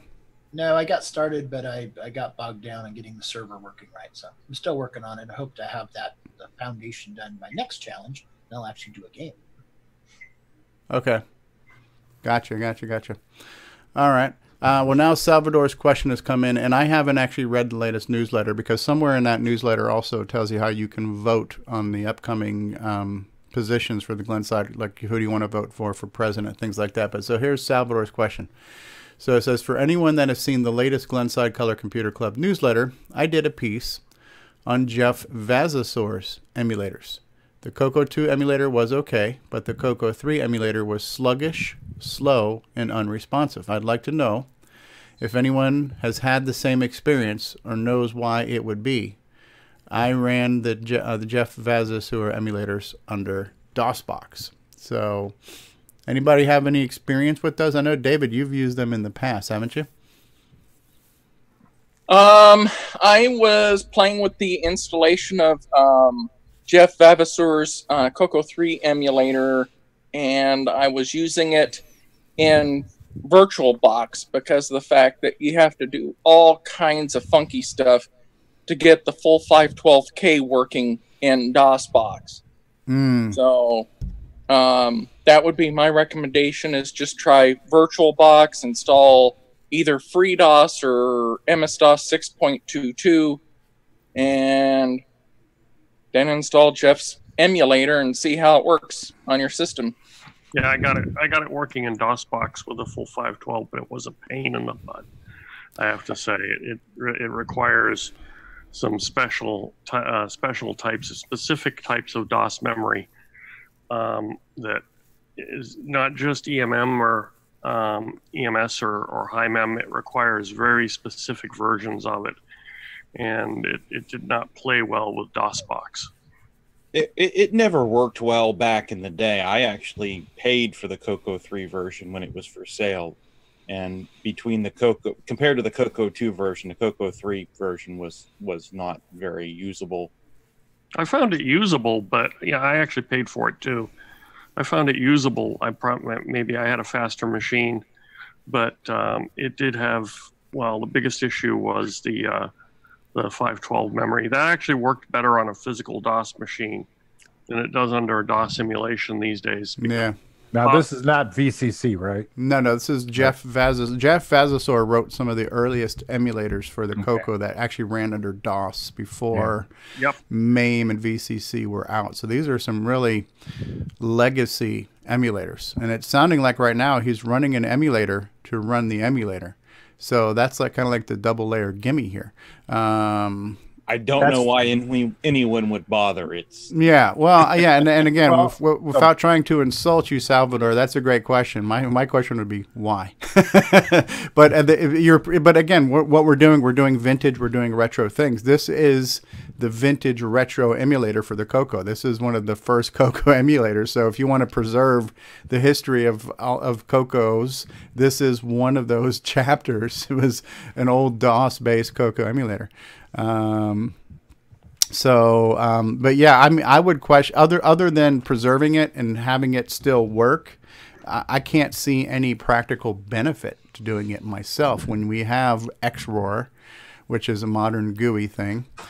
We've got MAME right now. If somebody's asking, if you want to ask the question, which we've seen this question on Facebook, what's the best way to emulate a Color Computer 3? There is really only one answer, and that answer is MAME. Other than real hardware, the best way to emulate a Color Computer 3 right now is MAME, because VCC, it has lots of known issues with gimmies and with the 6809 and 6309. So there are things that VCC will do that real hardware won't do. There are things that real hardware won't do that VCC can't do. And I'm not trying to poo-poo on the project. I'm just stating some facts, right? So VCC is fairly user-friendly. It's nice. It's easy to use. But for hardware-based emulation, it's not the best. So, and for better or worse, right now, MAME is the only close to reliable solution for CoCo 3 emulation. Now, I don't know. I find VCC to be, don't get me wrong, I like MAME. As you know, I work on some of the code for MAME development from time to time. VCC I find to be probably well over 90 some odd % accurate. It certainly is usable, but it does have differences. If you're trying to do some of the stuff like I try to do, which is compare and validate code to see how it's actually going to work on real hardware, the way to go is MAME. If you just want to run software and games, well, VCC will probably do it most of the time. Yeah, but when we were talking about doing development and like something like what Simon Jonason would be doing, where he's pushing the CPU and he's pushing the gimme and he's pushing scan lines and things like that, VCC is not the best. Yeah, if you want accuracy to see how the thing is going to actually be run on real hardware, you want to be using MAME. Yeah. Or if you just want to run a game program and play a game, VCC will certainly do that for you. Or if you're just beginning doing a little bit of programming and assembly, VCC is fine. Yeah. I agree. And especially if you're just playing around with the basic. Yeah. VCC is fine for just doing like beginning code and, and basic programming and play around with the computer and play some games. But if you're serious and you want to make sure that your program will run on the real hardware, but you're testing it on emulation, the only emulator that is really super accurate is the MAME emulator. Even if the user interface is more of a pain in the butt, I admit, but accuracy is definitely up there. The one thing I will say about MAME, though, is don't be an early adopter. When a new version comes out, wait a while and let the other people see if there are problems. So if you've got a good, stable version that's working well for you on MAME, don't be in a rush to update, because MAME doesn't just support the CoCo, it supports a lot of different emulations out there. I agree. I've lost count of the number of times that I've downloaded a new copy of MAME and started it up and found that they broke something that was previously working. Exactly. And of course, David is a good canary in the coal mine, because he goes through and does try out the new builds and creates them himself and like that. And he's always reporting about this being broken or that being broken. There's other people in the CoCo community the same way. They're involved in the project. So I would say wait a minimum of a month before updating to a new version. But if your version's working for you, I say don't update until absolutely necessary.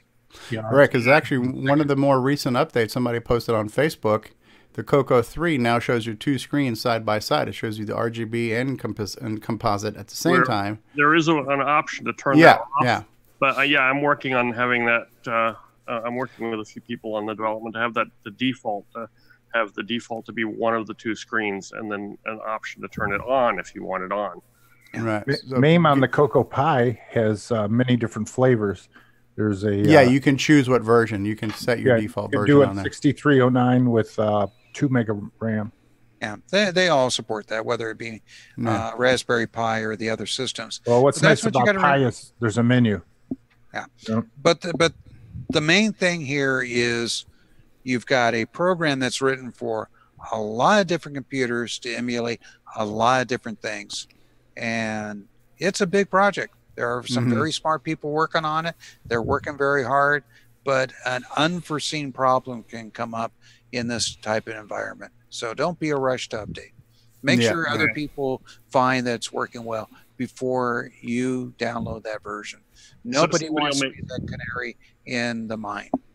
Yeah, somebody will make an update for like NES simulation and it'll end up breaking something on the CoCo or something like that. So exactly. If you do update, you decide you want some features the new version has, I strongly suggest that you keep the current version that you have off to one side while you try out the new one, so that if it doesn't work correctly, you can fall back to what you had that worked.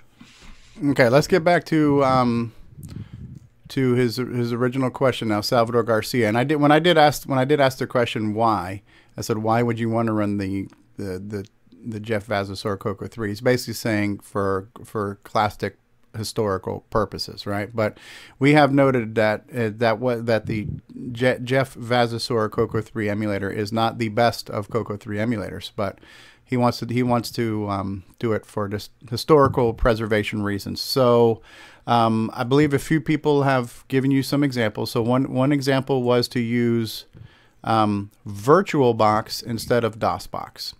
Right, and VirtualBox is a free emulation system, kind of like VMware, but it was taken over by Sun and now Oracle. Right, so you can get VirtualBox and build an MS-DOS based machine there. And then the other answer was that even in DOSBox, there are some very specific things you need to do in memory. And can anybody tell him specifically, if he wanted to use DOSBox, some things to look for in either the hardware setup of the machine or some of the DOSBox config settings you might have to look at? I am trying to locate my notes on this as we were sitting here talking. It involves finding and loading, I think, if I remember correctly, a copy of EMM386.exe into DOSBox. Oh, the actual emulator part that real DOS used. Yeah, because although DOSBox has an EMS memory emulation, it is a different version of it other than what the CoCo 3 stuff is expecting to see. So it doesn't pick it up. So almost like you have to do a config sys inside that DOSBox machine to load that memory manager. Okay. Hey, Bruce Moore has just joined us. Hello, Bruce.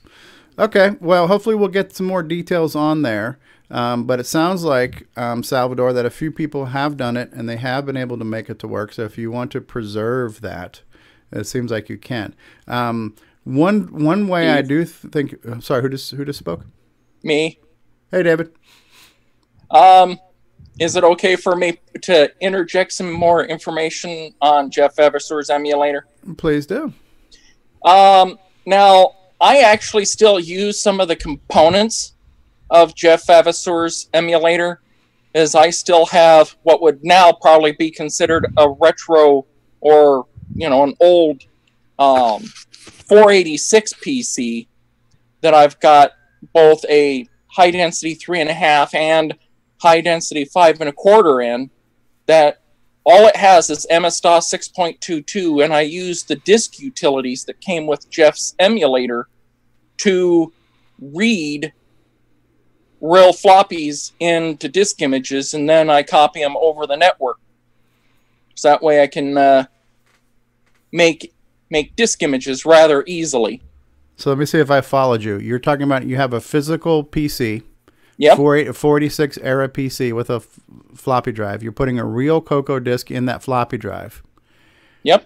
And then the Jeff Vasosaur's got some command line, similar to like what Paul Fiscarelli was showing us with the disk extender color basics, got the disk any command to make a disk image. There's a command line tool in that emulator that would read in a real CoCo floppy and create a JVC disk image of that. Yep. Okay, I followed you. I actually followed something David Ladd said, everybody. So, so that is actually not enough acronyms. Yes. So that makes sense, and that becomes that's what they call a tweener machine, right? Where it's something you use to migrate files between different systems and platforms and formats and stuff. So. I actually used to use on Windows XP VCC and a special driver that would allow VCC to get direct access to the floppy controller on the PC, and then you could directly read floppies from within VCC. Okay. And that used to be how I used to back up floppies, because it was easier that way than it was to use the 486. But now with Windows 10 and today's machines don't come with floppy controllers, it's you're pretty much stuck keeping an older machine around just for transferring stuff. Gotcha. All right, so that's one good reason to keep the Jeff Vasosaur emulator around, is for a different method of copying a CoCo floppy to a floppy disk image, not requiring the actual CoCo or CoCo drive. Did you, Steve, did you see when I emulated the CoCo 2 on my Tandy 1000? Yes, and it was running kind of slowly. But it worked. Yeah. That's actually kind of neat, because now you're running a Tandy machine to emulate another Tandy machine, right? So exactly. Yeah. Excellent. Very cool. Well, hopefully we've given Salvador some information to work with. I have the answer to his question about and Barry's got more information. Okay, Barry, lay it on us. What I had to do was I had to create an actual floppy disk image for drive A on DOSBox.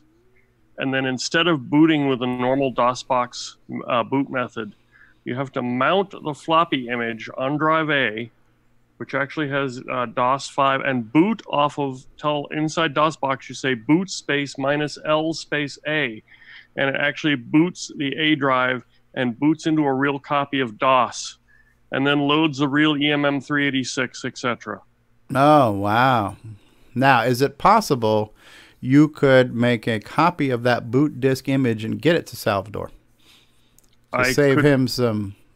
I could conceivably put it somewhere where he can get to it. I think it's probably a small enough file that you could even drag it into a Facebook post, and it's not going to raise any antivirus flags, I'm sure. Oh my God! It's the DOS virus. Run! Yes. So I'm not sure which. I guess Well, I guess ask him where I can put it. That he can well, find just it. you're on Facebook. Look under the Glenside Color Computer Facebook group, or look for Salvador in the CoCo group. You'll find him. The Glenside Color Computer. I don't know if I'm a member of All that. right. Well, just put it in the CoCo group. You're in there. Salvador, Salvador, post in the CoCo group. I can do that. Okay. Yeah. So that's your best case scenario, Salvador. At that point, DOSBox is only emulating the hardware, and the actual real MS-DOS operating system boots, and then theoretically it should all work as long as the hardware emulation's good enough, you know. It does work. I've used it on my Mac that way, and it ran. Yeah. This almost became a CoreDUMP. This almost became a CoreDUMP segment. Matter of fact, just for craps and giggles, do it. We're going to go ahead and run the CoreDUMP thing here because I've done an update to the CoreDUMP, which I think Nick will like here. All right, check this out, everybody. All right.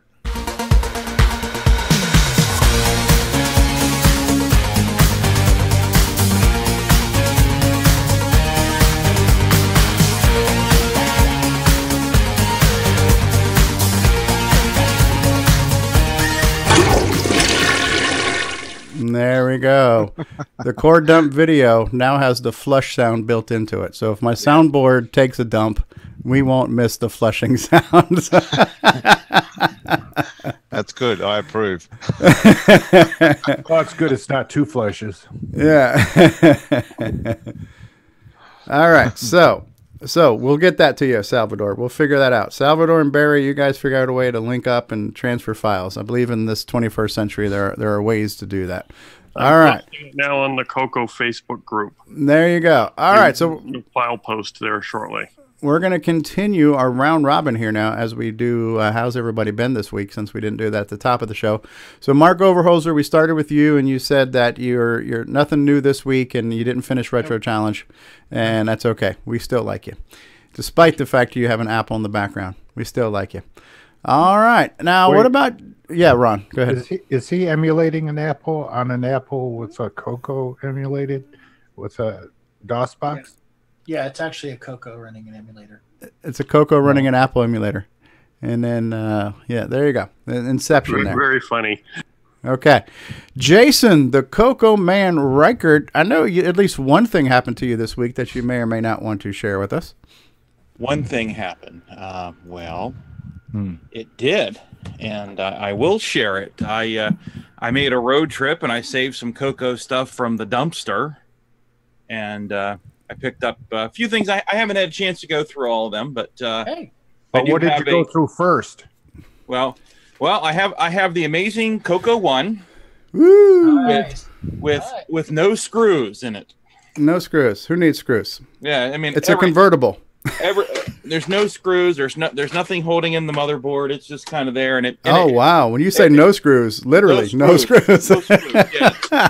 No screws whatsoever. That CoCo 1 has a screw. I guess somebody said "screw you" too many times. What board's in it? The screws are the easiest thing to replace. So. Well, it doesn't work anyway. I did power it up. I just get a black screen. As far as what board it has in it, I have no idea. It's green. It's got one of those green ones. Okay. Got one of those green boards. That's why the background color is green too. It gets that from the board. I did not know that. That's an interesting fact. I have a bunch of stuff I haven't even gone through. There's a heavily modified CoCo 2, a heavily modified CoCo 3 with the CoCo 3 keyboard on a ribbon cable mounted to a piece of wood. I'll probably be taking some pictures of that stuff at some point and putting them up on Facebook. One of the cool things that was in the box of stuff, there's a bunch of software, including a copy of, let's see if I can get the glare off it. Ghana Buana. Still sealed. Wow. It's sealed. Still has the price tag on it. $2.95. So that's been reduced. $2.95. I mean, no expenses been spared. Wow. So it's in the shrink wrap here. And where is? So that's still got that new game smell if you were ever to crack it open. Trust me, after this number of years, it's not a new smell. You can tell by just how much it's yellowed. It has yellowed. Yes. It has Radio Shack factory air in it. Actually, the actual comic book hasn't yellowed. What it is the cellophane they use to show the comic book. Ah, okay. That's yellowed. Could you retrograde that? Retrobrite your saran wrap, huh? Trust me, it's a lot easier to peel off the cellophane and put a new one on, especially considering the plastic is also not plastic, the glue that held the plastic in has also aged and probably will flake right off. Mm. Yeah, as I said, the old packaging just doesn't hold up. I also got an MC10, and it's around here somewhere. I don't know where the heck it went. Is that the limited edition? Yeah, it's over by the door. Is it over by the door? Is that the limited edition signed by Steve Bjork MC10? Oh, you got your sign? Oh, man. I have a feeling if it's signed by Steve, there's no certificate of authenticity. Also, you got that one right. Viewable on the internet. It said, "Thank you for killing the deluxe color computer, Steve Bjork." And it was just here. I just had it a minute ago. I don't know where it went.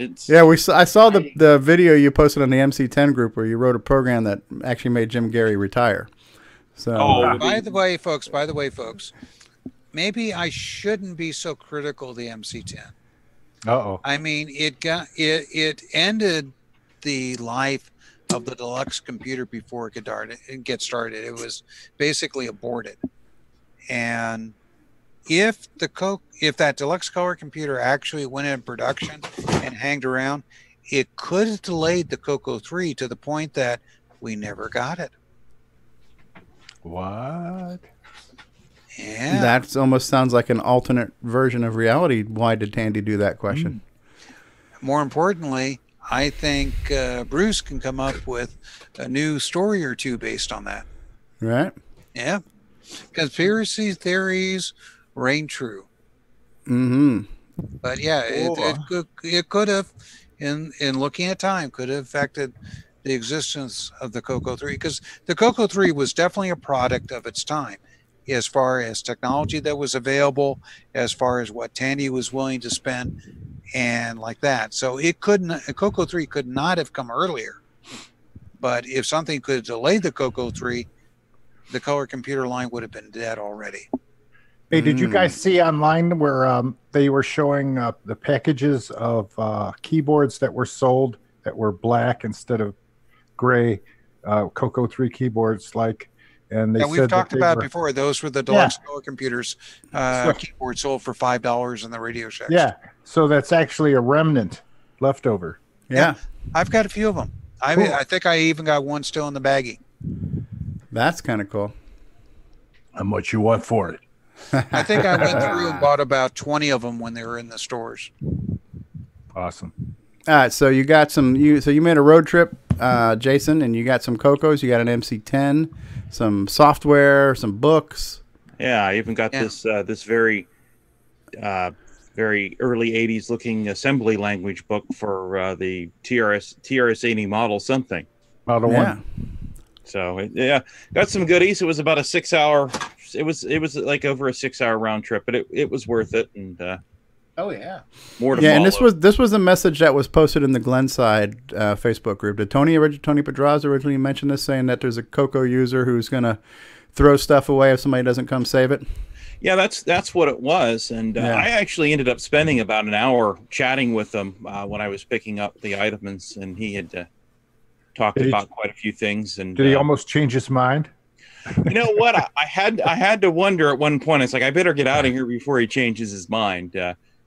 He had a setup where he was programming EEPROMs, I guess, with a CoCo 3, with a CoCo 2 in tandem somehow. I haven't even looked at that yet. I mean, there's some EEPROM programming software on a cassette, and a lot of modifications. It's going to be interesting. There's even some kind of RCA connector on the bottom. I got a monochrome a monochrome monitor also, and I guess he was using that for 80 column tech. So this it's a lot of modifications, a lot of things to go through and just figure out what was actually done and see what still works. What brand's the monochrome monitor? I believe it's a Magnavox. Oh. And he even said the CoCo 2 has a it has a different ROM in it because it's looking for something from the CoCo 3 to burn the EEPROM. So I think there's some manuals to look at here, but it's okay, interesting. I think in these days it would be something impractical to do, but it's neat that you could do it with a CoCo. But I mean, at this point, I could go get a USB EEPROM programmer on eBay or something. But it's interesting. Still really interesting that I didn't even know you could do that with a CoCo. Take pictures. Oh, there'll be plenty of pictures, and I think there's a Facebook group for pictures of your color computer, isn't there? There is. There is. Show us your tea. Show us your tandies. I don't know if you know anything about that Facebook group, Ron. I've heard of it. No, you've heard of it? Okay. I've heard of it. Ron is pretty antisocial. You won't catch him on Facebook too often. Not much. I don't post all day in the. It's almost like he doesn't have a job. I don't. Did you see the artwork I did? Yeah, hamburgers and all kinds of stuff. You're making me hungry. Yeah. Well, I have now posted onto the TRS-80 Color Computer group a boot floppy for DOSBox, which will allow Jeff Vavasur's Color Computer emulator to load on DOSBox and give you 512K of memory. There you go. There you have it. Thank you, Barry Nelson. Thank you, Barry. All right. So continuing the How Was Your Week segment. Thank you. Anything else, Jason? I just noticed this copy of Rescue and Fractalis is also sealed, but I like I said, I haven't even had time to go through it yet. I've been so busy this week, so I'm still looking at it. I got a CoCo 3 service manual. I mean, real one. I mean, there's so much stuff I don't even know all what I have yet. But how are you going to play that Rescue on Fractalis game if it's sealed? Or patch it. Yeah, we'll have to get the Curtis Boyle version, right? So there you go. There you go. Excellent. Well, who else wants to tell us how their week's been as far as anything new and exciting that you've done this week as far as a project update or anything else? Anybody got something for us? Except that there'll be soon my next blog entry. I've done a bit more work on Gunstar, mainly about the graphics engine. So I'm trying to write my blog to explain what the hell it is I've done. So yeah, it's a little bit difficult to make it easy to understand, but it should be up this week sometime. Excellent. So a new blog coming soon from Nick Marionettes. More bullshit. I got a question, since we have some very famous game developers on here. I can't remember who is it that wrote the Shanghai game for a Tandy Color Computer in the car. If only we knew. If only that person was on the call. Steve? Thank you, sir. So kind. I believe it was Simon Jonason. Yeah, Simon. Thank you. You're so kind. Yes. Yeah, really. No, I think wasn't it either Steve Bjork or? It wasn't me. It was a much more infamous programmer. Okay, well, he's on the screen here somewhere. He's got headphones on and he's got a beard, so that narrows it down to. Again, you have to guess. He's above a Canadian. You do realize that Shanghai actually affected the output of Tandy Corporation? What? In a good way? Yeah, it negatively affected the output. What? To the point that if anybody had Tandy on their PC or on their CoCo, had Shanghai playing, and they were not involved in the direct production or testing of the game, would be fired. Whoa. Oh, because it was such a time killer that people were losing productivity because of playing the game. People were playing hours a day. Yeah, solitaire. Yeah, it was worse than solitaire. Is that like an early Sudoku? There was a patch for that I remember seeing that I am trying to get to see if I can, that allowed it to run under OS 9, if I remember correctly. Yeah, it's on the ease of use distribution. And by the way, the answer to your question is Rick Adams. He's in the call. He's on the top of the screen. Ah, okay. So the ease of use distribution has that patch available in it? Yes, it also has alternate tile sets and all kinds of other stuff from the menu. Mm-hmm. I'd like to get. Yeah, I'd like to know where I could just get that patch to put it on my my OS 9 distribution. It was Bill Noble that did that, I think. Bill Noble and a few people worked on that. Yeah. And yeah, I would say reach out to either Bill or Curtis, or I'm sure other people have it too. Curtis I think Curtis may have been involved, but definitely Bill Noble was involved. Okay, because I've been asking around for it, and I haven't been able to find a copy of it yet. I actually have the cartridge, but I can't find the patch or the OS 9 version of it anywhere. I was actually kind of disappointed to learn that Bill Noble had to patch it for to make it more position independent for OS 9. I thought that the whole thing was position independent to begin with, but apparently there was something I missed. So a little disappointment for me there. It was supposed to be easy. And I think it was from the time he spoke about it. Yeah. Yeah. There actually is a trick in OS 9 level 2. Oftentimes you can run position dependent code because of a quirk in OS 9 level 2 and the way that it normally allocates the memory space. Mm-hmm. So if you have your program allocate a large amount of memory, it will allocate almost all of the 64K. And then it pretty much, you know what address it's going to load into. By the way, we'll want to be careful about some of this technical discussion here because we don't, I was doing very careful during my assembly language lesson not to move Stevie up on the DEFCON, but he's on a trigger level. We can, hey, David, go for it. I just want to know who is breathing into the microphone right now. So whoever you are, just stop breathing. It's creepy. Stop it. Yes. It's not me. I have my microphone muted when I'm not speaking. Okay, Bruce. Bruce, and I'm sorry. Bruce, you're saying you have a file you want me to show? Yeah, I just dropped it into the chat. Have you got access to that? I'm looking. Is it the PDF file? Yeah. Okay. Let me see, and then let me see how it opens. Okay, and so you want me to go ahead and show this off? Yeah. It was just related to Steve Bjork's comments on the MC10 and what might have happened to the CoCo 3. Okay. So here's the rainbow from September 1983. The rainbow, just for your color computer, Color Deluxe and CoCo Cubed. Ooh. So EOS, CoCo 3 EOS. That looks, wow, look at this. And it's just busting through the cover here, huh? CoCo 3 EOS. 6809/68,000 sprites and a sound chip. So this is what we might have gotten, huh? We might have gotten a CoCo Cubed. Is this something that appears in CoCo Forever? It does, yes. Okay. It's an alternate timeline, yeah. In an alternate timeline, we might actually have a Color Deluxe or a CoCo Cubed. Yeah, the CoCo 3, yeah. And the EOS. Wow. Notice the built-in hard drive, graphical user interface, So the /DD and D0 and D1, is that the hard drives there? Oh, there's a floppy on the front. You can see it. Yeah. Notice it's from RSK Corporation.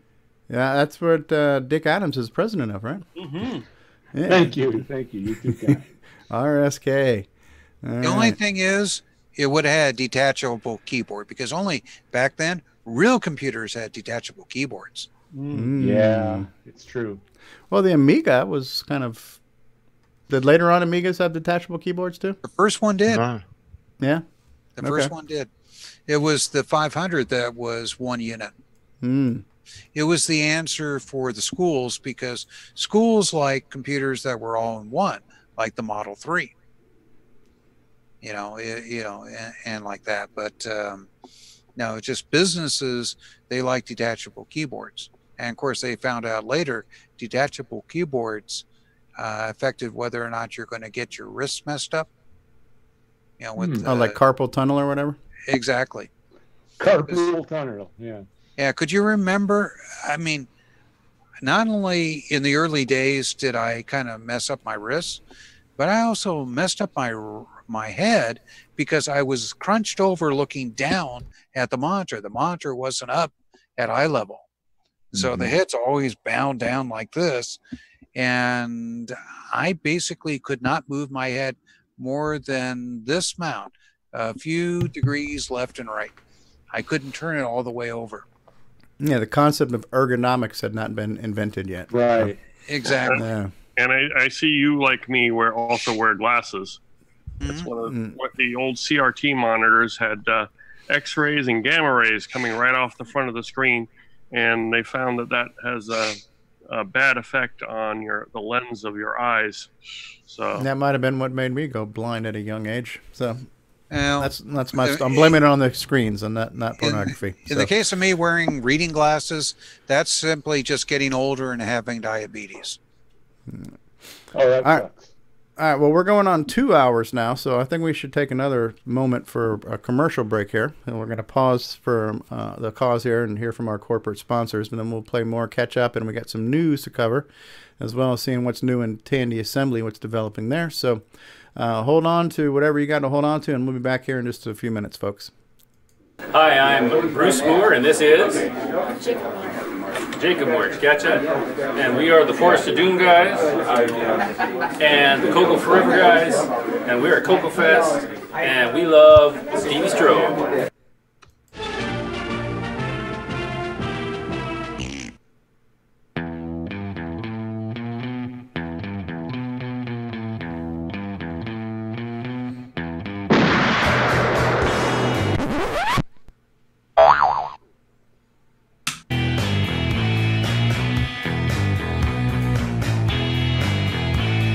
Switcheroo.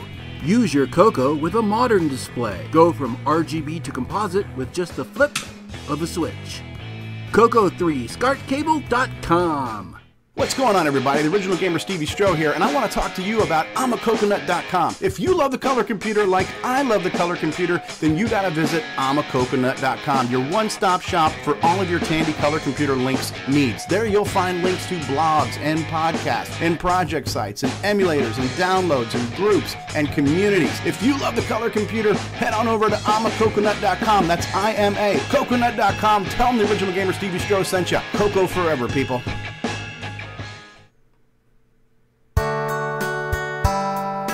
G'day, mates. This is Nick Marionettes, author of such color computer titles as Donut Disaster, Rupert Rhymes, and Rockstar Pilot. And I am here today to tell you about the world's most fabulous operating system, OS 9. OS 9 and its current incarnation, Nitrous 9, is the most advanced operating system ever created. And what makes it so good? Ease of use. I find OS 9 so incredibly intuitive that I haven't once cracked open the user manual, and yet I've been able to create such incredible games faster than the time it takes to sing Waltzing Matilda. Using OS 9, I expect my next game, Funstar, will be done this weekend and distributed exclusively on ROM cartridge. OS 9 forever. Any resemblance to actual events to persons living or dead is purely coincidental. Some people have big plans after school. You know what Elliot's going to do? Jeff, too. Elliot's at work on a book report using Scripsit on Radio Shack's Color Computer 3. It hooks up to his TV. And Jeff's at his Radio Shack Color Computer 3 playing the newest football game. But wait, what's Elliot doing playing new Super Pitfall? And Jeff's having a blast with a new math tutor. You never know what you might try with more than 100 programs for fun and learning. Radio Shack's Color Computer 3 comes with everything you see here. Other items each sold separately. Only at Radio Shack. We now return you to CoCoTALK. Thank you, Speech Sound Pack. Thank you. You're too kind. Thank you. All right. So we're back. And Barry, were you saying something during the break or trying to? I thought caught the end, but then it started another commercial. But yeah, I was just going to say the ironic part of that Nick Marentes spoof ad there is that OS 9 actually is ROMable, and you can actually put stuff for OS 9 in a ROM. There you go. There you have it. And I think your parrot would agree with you on that one. So, excellent. Bruce Moore, anything new and exciting going on with you other than a nice little updated profile picture there? I'm just continue to expand my assembly language programming skills, and I'm experimenting, working on a project and making some progress, getting a lot of help from the community. It's been wonderful going onto the Discord and saying, hey, what about this or what about that? And I was asking about code compression, and a couple people chimed in, and then I think Karen, is that the Karen, yep. XROAR guy, yep. Yeah, check out this magazine article. It's got sure enough, there was the code that I needed. I never would have found it otherwise. So this is pretty cool. Excellent. And then Paul Fiscarelli, I'm almost done going through your environment setup. I'm about 80% there. I've got almost all the tools extracted into folders on my desktop. I haven't gotten to the batch file part of it yet, okay, but we're almost there. Any updates on your project, Mr. Paul? Hey, Steve, how's it going? So basically I was working this morning trying to get another episode posted for finally writing first assembly code for Long Branch Never. Ran into an issue with my VM, and it started going and doing updates about 2/3 of the way through the episode. But luckily, I was doing it in batches, so everything that I have worked on so far, I can continue off of, and I'll just probably have that posted this evening.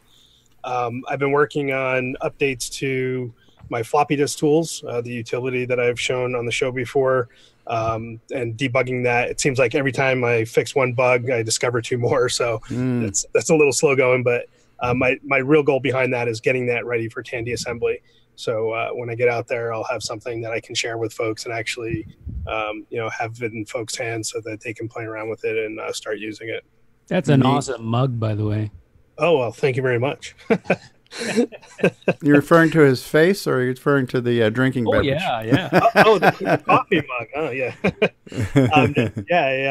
I got that playing this pretty awesome retro game called Forest of Doom. I highly recommend it. Shameful plug right there, huh? So, and other than that, just getting ready for Tandy assembly, trying to pull a few things together. I have a table and everything, so I just want to try to decorate that a little bit and have something to show off. So nice. Yeah, I started watching the video last week on Sunday, but I had like real work stuff to do, which ended up taking the whole day. This week has been kind of crazy, and then this morning I actually had to rebuild my broadcast setup that we're doing now for the show because I switched my Google Drive accounts and stuff, so I had to reassemble all of this.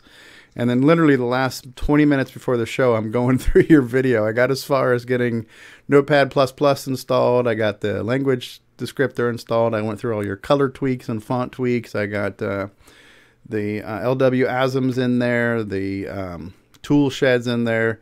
I got your batch file in there. I went as far as making the two folders for the CoCo assembly and the CoCo disks, and I'm fairly far along. The only thing I haven't figured out yet is now how to connect all the dots. But I'm about 80% through the video. So I'm hoping to have that up and running very shortly. So far, I've been able to follow it step by step. So it's been very followable, if that's a word. Well, the as far as putting it all together, the assembdap bat file is what's really going to bring everything together and make it gel. Right. And it's funny, Steve, because about a year or so ago, I forget the individual's name. I think last name possibly Searle. Jason Lee Searle. Yeah, okay, it sounds familiar. Yeah. That's where I had first picked up the pieces on how to do it. And he had a very basic assem.bat file. And I took that and I just started really building off of it and making it more customized to take in all the various components and the tools and the emulators and just kind of bring everything together so it would be extremely easy for a beginner to just start using it. So that's where I left it. And hopefully once you get that piece in place, everything will click. And if you left everything default, you should be pretty much up and running at that point. Right. Actually, what I'm going to probably do once I see how the pieces connect, I'm probably going to modify it slightly because my development environment has lived in my Google Drive, and I want to move it to there, and so I'm just going to change the paths a little bit once I see how everything works. I'm right now following your course to get it set up, and once I see how it works, I'll just modify the paths to. Yep, absolutely. And there's actually a delineation line in the asm.bat file that says no need to edit below this line. All you need to really do is update your paths above that line. There's just a couple lines there. Yeah. And if you leave everything else default, it should just work. Cool.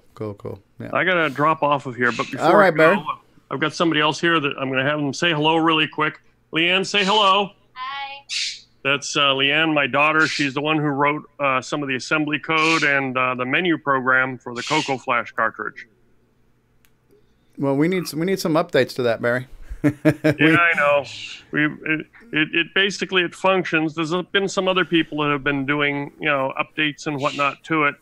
So, but yeah, I need to throw some of them and put them and fold them in at some point into the code. But anyway, excellent. Hi, Leanne. Guys, I'll Okay. hopefully see you on the next call. And Leanne, say goodbye. And goodbye to the parrot too. Cool. Yeah, so I'm almost there, Paul, and I'm looking forward to having that component because I want to start assembling, and I know the series that Steve Bjork's doing, we're going to start doing code samples soon. So now, just so you know too, and I appreciate everything you're doing, and at the end of the day, we need to have a process, and I believe everybody's kind of got their own process, and that's fine, but it's nice to have at least one that's documented, and at least your video is documenting a way to set up an environment, which is great. Something else that Ron Klein was doing, which he showed me, and I don't know where he's left off with this, but Ron Klein was using a text editor called Atom, A-T-O-M. Are you familiar with that one at all?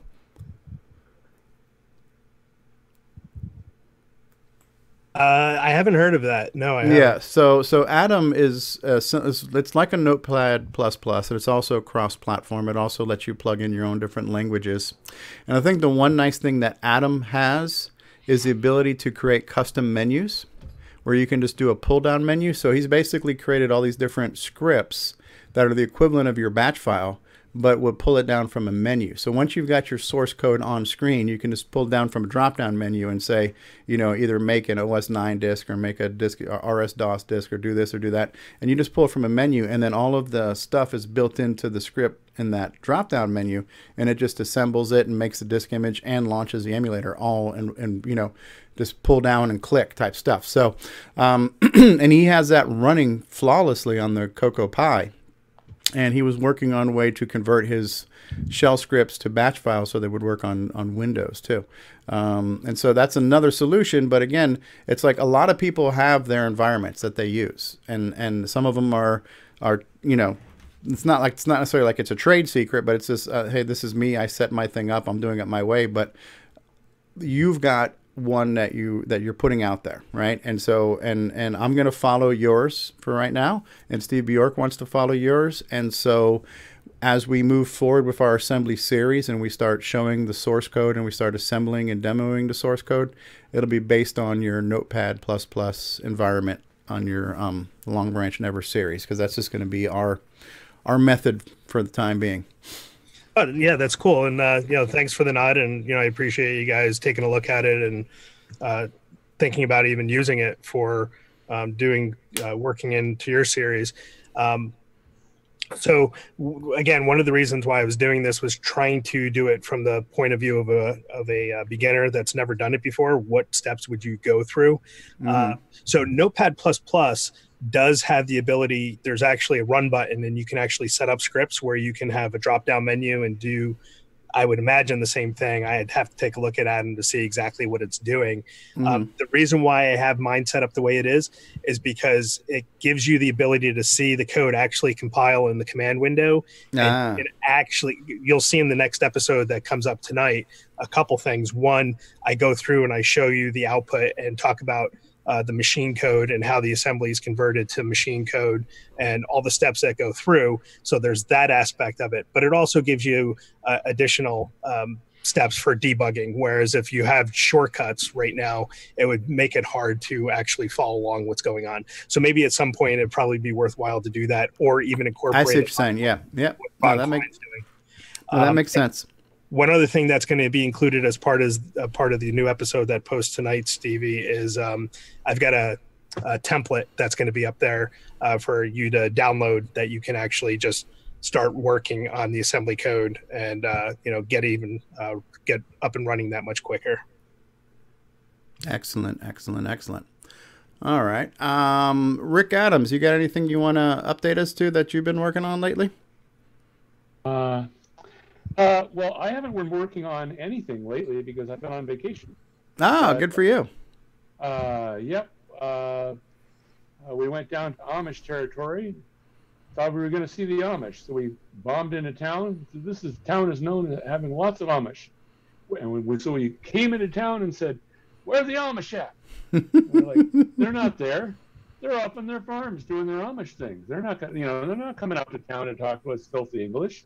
So we had sort of an uneventful vacation. We're back now.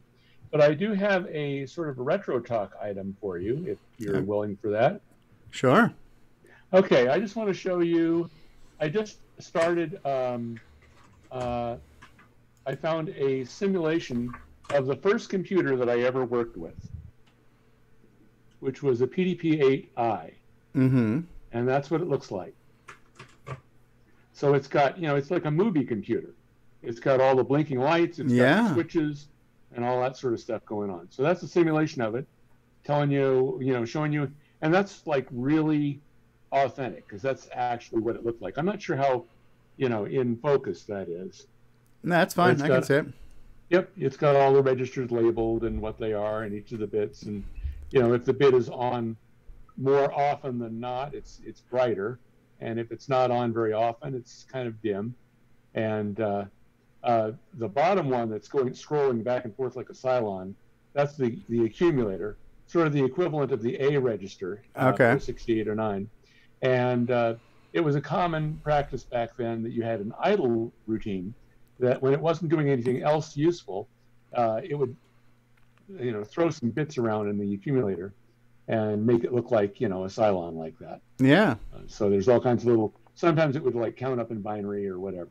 So when you came in the morning and you turned it on and you put in a little bootstrap routine using the switches, and over here on the left, they would have the bootstrap routine in octal, and you would just read that off and you'd put that in the switches and put them in word by word, and then you'd set it to the starting address, and then you'd hit the start button, and then you'd boot your computer for the day.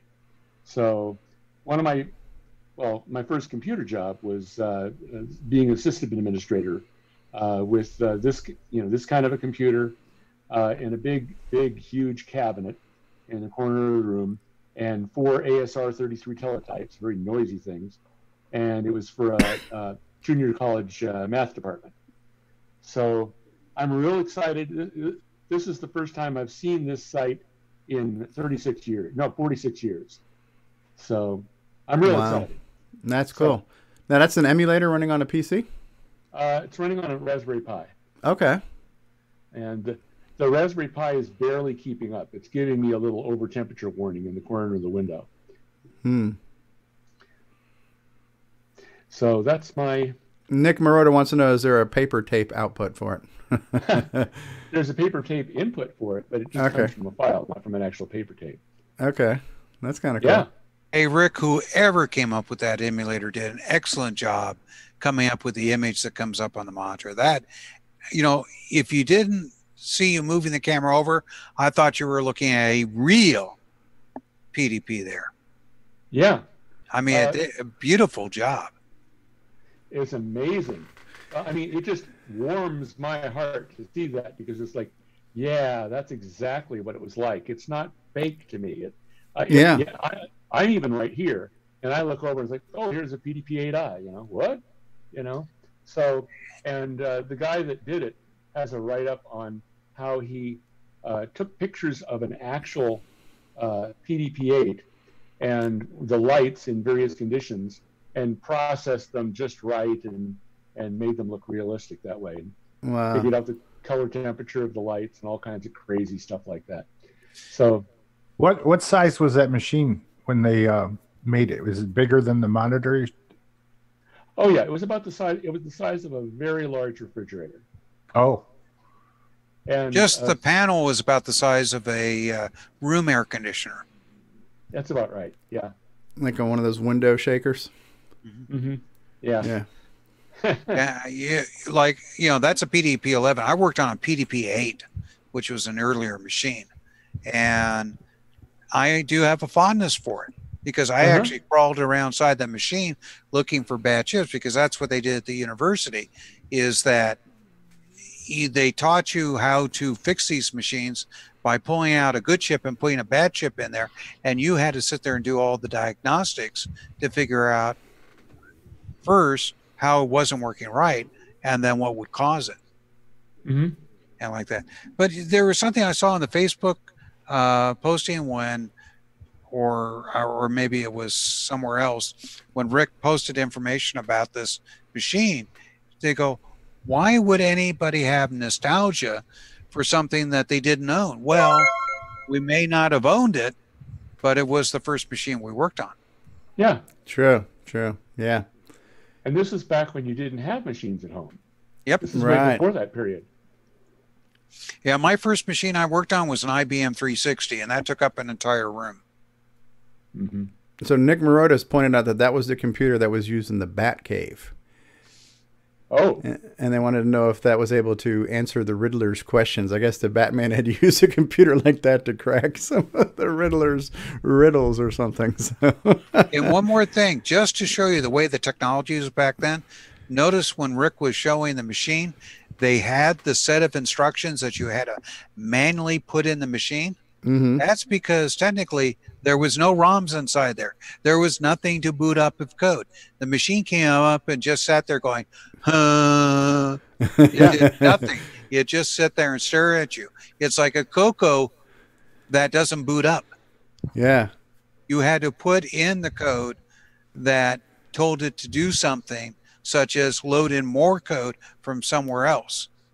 Wow. So there's about 20 instructions there that you toggle into the switches by hand, and the really cool guys would memorize it, and then they would show off. They'd come in and they'd lean on the front panel with their hand in such a way that it blocked the written out instructions, and they'd toggle it in with their other hand just to show off. Mm-hmm. I never laughed as hard as this one guy that was showing off, and he couldn't get it right. James Jones is asking, do they have the FOCAL available to run on the emulator? FOCAL. They do. Okay, what is that? A Focal. It was Focal. a programming language, FOCAL. Okay. I think it was formula calculation, I think was the acronym. But it was a digital PDP. It was some sort of a programming language, I think. Okay. But they do have Focal on that. Yeah. So Very I run cool. it now on a PC, like on my laptop, and then I just now figured out how to get it to run on my Raspberry Pi. Neat. Although I'm going to have to wait until I get my Raspberry Pi 3B Plus back, because this one is working. It's on a Raspberry Pi 3 right now, and it's working it so hard that I'm getting an over temperature warning. Wow. Yeah. And there was a guy years ago came out with I'm not sure if it was a PDP-8 or PDP-11, but it was the actual panel, the physical unit. So you had the switches, you had everything just like that. And Mr. Steve Gibson bought 3 of them. So when he does his podcast, all 3 of them are back behind him, just running those little patterns that you see there. So there is as much interest in retro mainframes as there is in retro microcomputers. Oh yeah. Hey, Rick, I still have the key from the original PDP-8i that I originally programmed on. I have the actual key for it. There were several keys, and when I left work there, somehow I ended up with an extra key. Well, the extra key. So now I have it as a memento now. So somebody was going to ask me something. Oh yeah, Bruce here. Rick, I was just, with your heating problem, I think you have a solution for that from your CoCo days, do you not? Do you have a can of Freon? Can of Freon nearby? Or blow on it really hard, I guess. Yeah. Good stuff. Yeah. No, I think all of us here, you're preaching to the choir when it comes to being nostalgic for some vintage piece of tech that, is from your youth. For me, my first computer was the CoCo. But yeah, I would be just as nostalgic for anything else. So that's pretty cool. It's like you never forget your first love, right? And if that was your first love, it's going to be with you. Hey, Rick, you remember the term for those oversized computers back in the day? Big irons. Big iron. What's Paul got? Sometimes called boat anchor. Yep. Or heaters. Heaters. Another term I heard was coffin, because they were about the size where you could crawl in and die. Oh, yeah. What do you got there, Paulie? So, Steve, is this the display that you were talking about? Yep. That's the kit. Yeah, that's Oscar's kit. It's Oh yeah. It works with a Raspberry Pi, and I got it about a year ago, and it's one of those on my to-do lists. So I haven't quite gotten to it yet, but definitely looking forward to putting this thing together. Yeah, don't buy too many of these retro projects that you forget to put together, okay? Yeah, I know. They're just piling up. If I had a couple $100, I would get one of those. But the guy that makes those, he's out of the switches right now. So he says he's going to have more in November. So, but I don't happen to have a spare couple of $100 lying around. So, but I've got this thing right here, and I'm pretty happy with that. Just crank out a new game. Yeah, crank out a new game, man. There you go. Get that game money. The original PDP-8i that I had in the math department of that junior college, or a community college, as they sometimes call it, they moved that. After I left, they moved it from one building to another. And when they moved it, it never worked again. So I don't know what happened to it, but it probably just got junked.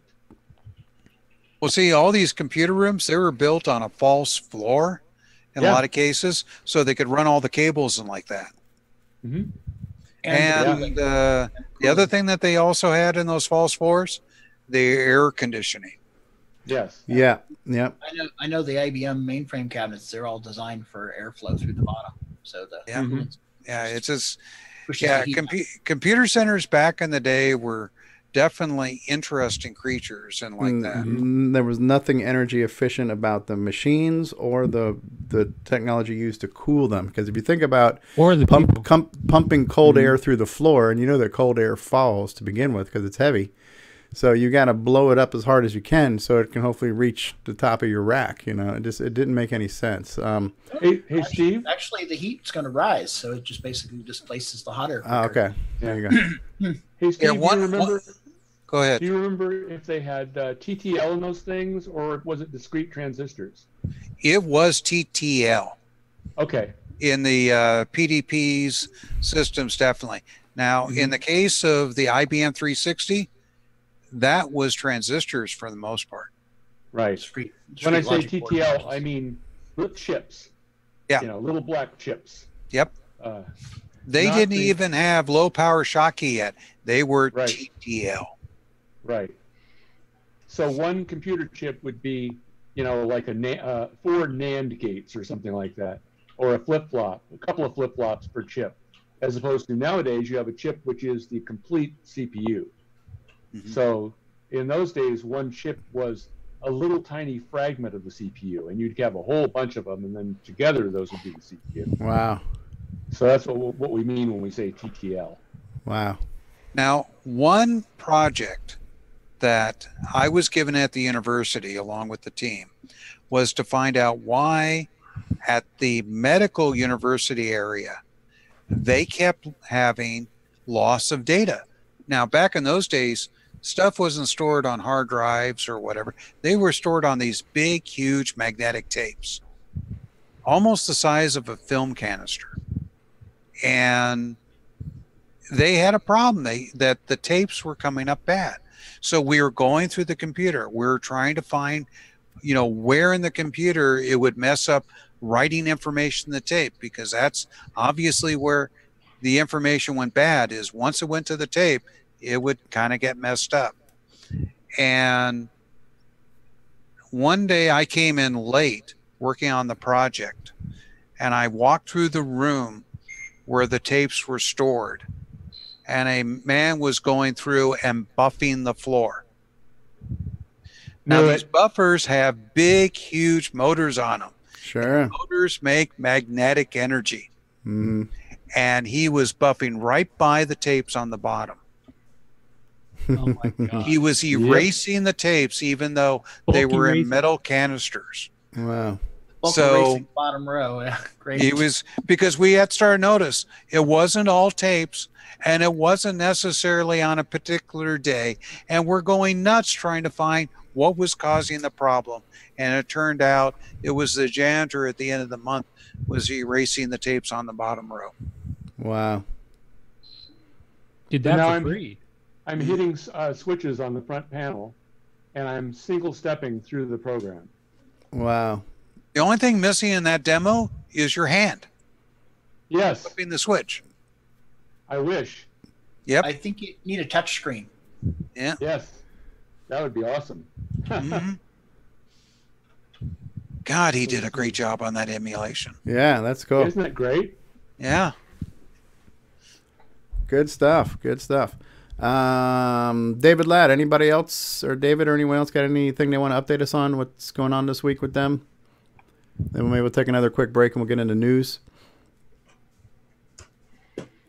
David Ladd going once. So there's his MC10. Well, There's Jason's. I found it. I found the MC10. Go ahead, David. No, I don't really have anything, important to cover. I still have, those ideas I want to try out yet, but I just have to get around to having the time. Let's hear some of those ideas about how to take a high density floppy and use it as single density. I just want to see Stevie's mind go boom. I've already heard it. Yeah, he's heard it, but after I was describing it, James told me that the method that I was talking about is what the I believe it's was it the Atari or the Amiga? Their floppies would go into half speed for doing the high density discs. So basically, I could probably cheat and just try to find a ready to go floppy drive from one of those machines. Yeah, this is almost like, why would you want to run a DOS-based emulator in a DOS emulator type of questions here. Why do we want to worry about making a high-density floppy for a system that nobody uses floppies anymore? But because retro, right? Because we can. Why are you going to make a gorilla wear a gorilla suit? Well, it's just too metro for me. Well, there's also I've got a whole 3.5-inch floppy box that was for my CoCo, and there's probably a good 100 3.5-inch high density floppies that are for the CoCo. You've got media you need to read. Well, yeah, I'd like to see what's on it. So this isn't even a hypothetical. This is really this is going to become a practical application for you. It's a recovery operation. Yeah, and okay. Well, and for me, if I can find a floppy drive that can do the job, so I don't have to modify a floppy controller, that makes my life easier. But if I have to modify a floppy controller again, the mod to make a standard either 3022 or 3029 high density enabled is a pain in the rump. So it's just... Hey, David, is there any way to use like Linux on an older system and use like raw write or raw read to, pull the image off?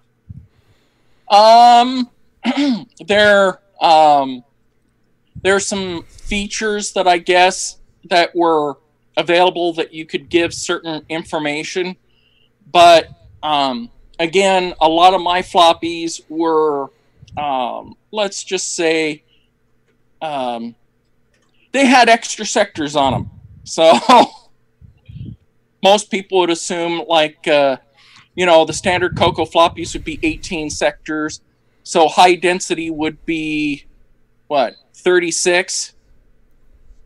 And I would be pushing, you know, 20 on the double densities and 40 on the high densities. So pushing limits. David Ladd's always pushing limits. All right. Okay. Well, that makes sense. So you've got some high density plus floppies. You've got bonus sectors and you got disks you need to read, and so this is something you got to do to get that done. And it's an interesting project. Well, and plus for those people that like using the original hardware as well, we were using regular PC floppy drives on the CoCo, even though that later some of those you had to do slight modifications to use them on the CoCo. But, you know, like for me, if I would have known that, you know, those floppies from those Ataris or Amigas, whichever machine it was, had the ability, hell, I would have probably bought a couple of those brand new floppy drives from that company to use on the CoCo. Right. Gotcha. All right. Well, I think it's a good time to take a break, and then we got some news items to cover. We got a handful of things to cover in news. We haven't covered news in probably a couple of weeks now, so we're not going to give you many weeks worth of news, but we'll give you a few things that have been going on this week. So we'll take another break, and we'll be back in just a little bit as we enter the going on 3-hour mark for today's episode. It's a jam-packed show today, boys and girls. Hi, I'm Kieran Anscombe, author of XRAW, and your brain is resolving sensory input into CoCoTALK.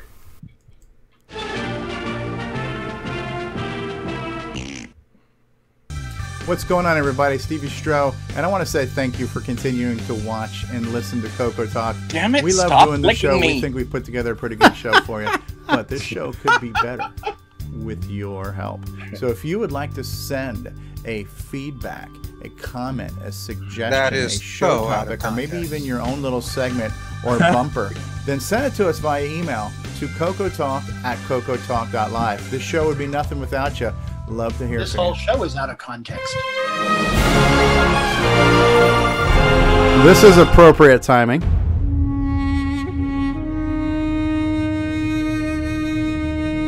Don't eat my pants.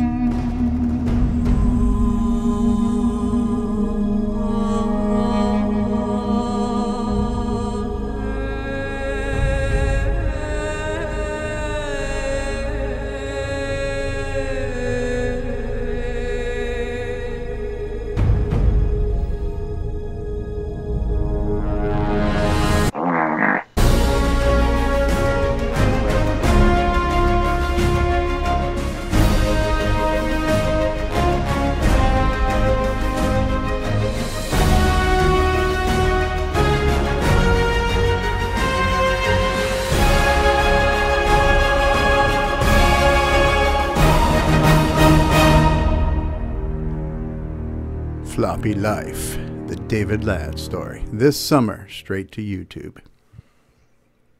It's a Radio Shack Merry Christmas. Oh, I remember that Christmas. Dad gave me my first shortwave radio from Radio Shack. What memories. This Christmas, we got our son's Color Computer 3 from Radio Shack. It hooks right up to our TV and was on sale for less than $130. The Color Computer 3 makes learning fun. Jimmy even lets me use it for word process when he isn't playing computer games. Lucky I still got my shortwave. Save $70 on the sale-priced Color Computer 3, only at Radio Shack. We now return you to CoCoTALK. Hey, wasn't that Shanghai on that ad? It certainly was. All right. And we're here, and we are in the news segment of the show, boys and girls. Rock on! Yes.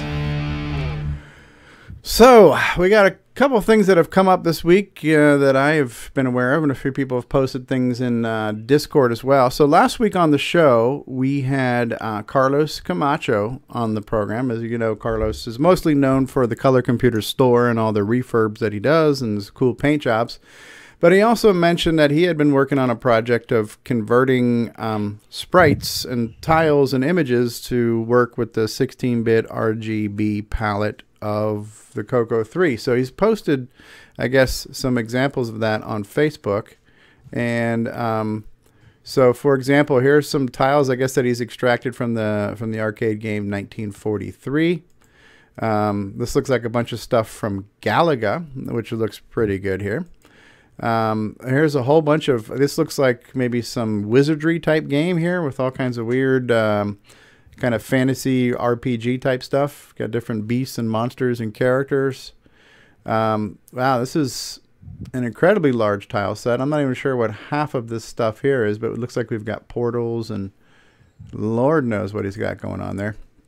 Looks like an arcade machine that crashed. Yeah, right. Yeah. So just oogles and oogles of images of some stuff. So I guess he's been running a couple of utilities to take things he had designed in the past and then possibly just converted them over to the 16-bit palette for the CoCo 3. And so I know, you know, we've seen Hugo DeFort doing something similar to this with some of the graphics he's designing for his game. So here's a couple of things that that Carlos was throwing up on Facebook. And Richard's not with us this week. I wonder where Richard is. But another thing that we saw this week is Richard Lorbieski of Boyle Technologies was just showing off some of his mad soldering skills and cleaning skills. So we start with a normal CoCo 3 motherboard, and then he starts to strip it apart, starts to take all the chips out. He actually starts to desolder all of the sockets, you know, and then he does some type of sonic pressure cleaning where he cleans off the boards. And now we can see really clean on the top and the bottom here. And I mean, these are where I think chips used to go, or where he's going to socket chips. But if you see how clean that is, that's just really nice. This is like a showroom finish motherboard there. So yeah, that's where the gimp. Brand new when you're first getting them to populate them. Yeah, that looks like the gimme socket right there, huh? Yep. Yeah. So I mean, he has stripped down this motherboard where there is just nothing on it, and you can just see there's no flux or rosin or any of that stuff that's usually left over on motherboards when you desolder things. So super duper clean. That's probably the bottom of the 68 or 6309 right there for a socket, right? So man, it's just so clean. I mean, this is like solder porn. If you're into seeing solder, this is the goods right here. So the point being that, you know, if you need some work done, and for me, this is not what I do. This is nowhere near my wheelhouse. So if I had some work I needed done, I would probably send it to Richard Lorbieski at Boyle Technologies to have things. As a matter of fact, I am going to do one. I'm going to have him clean up my TDP 100 and socket the VDG for me, so I can make it easy for Brendan to put a CoCo VGA in it at Tandy Assembly, assuming I can go. All right, so really neat little project there. So that's kind of cool. If Richard was here, he probably could have told us in more detail, but if nothing else here, we can just oogle over how clean and pretty that looks, huh? If I can add one comment, I've been soldering for over 50 years. I've done my fair share of soldering and like that, but Richard is an absolute pro at this thing. And even if you think you're pretty good at soldering and desoldering, it's in my case, I'm thinking if I have to remove a 6809 on my board, I'm going to send it off to Richard because I know it'll get done right. If I try and do it, I'm not so sure of that fact. Right. Well, there you go. You can't get a better testimonial than that, huh? Mm-hmm. And I'd like to add to that. I had a motherboard recapped and stuff from Richard, and he did the ultrasonic cleaning to it, and he also socketed my PROM, so that way I could put in a EEPROM to replace the basic in the CoCo 3. But yeah, that board was so spick and span. It was like the motherboard just came off the factory line. Yeah. The only problem I've got with Richard's stuff is he doesn't charge enough for it. I'm concerned that Yeah, he's he not should be making enough money. He's really inexpensive for the work he does. I wonder about that too. Yeah. Well, not only that, but when it comes to like his latest memory boards, he has been redesigning them as he goes, and anybody who's bought one ends up getting like 3 of them for free. So it's like anybody who bought the 512 board got a free upgrade to the 2 meg board. And then anybody who bought the first round 2 meg board, well, he's tweaked that and he's got a better 2 meg board. So he's going to be sending everybody who bought the first Boomerang E2 a new one. So as he refines them, he's giving everybody the latest, greatest version of the hardware, which is great customer service, but it's bad for profit margins. Yeah. And the other thing too is we're not talking about the old version was bad. It's just keeps improving it. Yeah. Unlike some other people out there in the CoCo community, you bought something that had a bug or a problem, they just said, well, my hands are washed. You're stuck with it. So he's just a shining star when it comes to all this. So he's inexpensive, does an incredibly great job, and really stands behind his work. There you have it. Richard Lorbieski, we are singing your praise. We speak your names. All right. So I thought I would share this. We're not necessarily a marketplace type show, but for somebody who's in the market to get a floppy, this was relatively new posting from Mike Soak on the Facebook group, but he's got an FD502, apparently new in box. And so again, if you're into retro porn, this is the good stuff here. So this, you can ooh and ah over this one. It's still sealed in the plastic. It's got all the styrofoam protection. Look at that controller, David. Does that get your blood pumping? Look at that. The FD502. Oh, geez. I might just have to contact him now. It's getting me all woozy. I wonder how supple that plastic still is. Oh, yeah. So look at this. Still sealed. Still got that new floppy smell. Look at that. He's got some computer paper, too, so if anybody's looking to print out some fan fold stuff there. So I thought that was kind of cool. So somebody in the market for a physical floppy drive and you want to find specimen there, you might want to reach out to Mike Zoke. I'm not sure if I'm pronouncing his name properly on the Facebook group. Now, it wouldn't be a week of news without seeing what has Ed Snyder done lately, right? And so, as you know, Ed Snyder has been working on a CoCo 3 keyboard replacement with new keycaps, mechanical key switches, laser etch keys. Some of the earlier pictures, these things kind of look like pieces of chiclet gum or something like that because they were just kind of plain. But a little further through, look at that. He's got a Boomerang memory board in there too. How do you like those apples, huh? So as we go through here, and you can see how nice and clean that is, we finally get to the part where he's showing us the laser etching on the keys now. And so here you can actually see the letters on the keys. Now, I'm not sure if this is going to be the final look, like if these will be darker or not, because they kind of look like they're engraved, but not necessarily dyed or inked or anything, you know. But you can definitely read the letters, and they look clean and they look good. And as a matter of fact, look at that. He's got the raised the home keys, and I don't think the real CoCo had a little depressed thing there for the home keys, so you knew you were on your F and J. As a matter of fact, I'm looking at my CoCo 3 right now, and I don't see that. So that's actually a nice little modern feature there where you can do touch typing where you know if you're on your home keys, your F and J right there. I just actually noticed that. So that looks pretty cool. It looks like the brake key has not been etched, but it kind of doesn't need to be. It's red. It's off to the side. You know what it's there for. Here you can see the ribbon cable connection for it. I guess it's got like a little board that goes in place there. That's the deluxe CoCo color. Black. Yeah. So I guess he would have the ability to create these keys in different colors too. Yeah, backlit version of this would be really cool, right? Another thing Ed Snyder has revealed to us now is that not only is he making products, but he now has the ability to 3D print.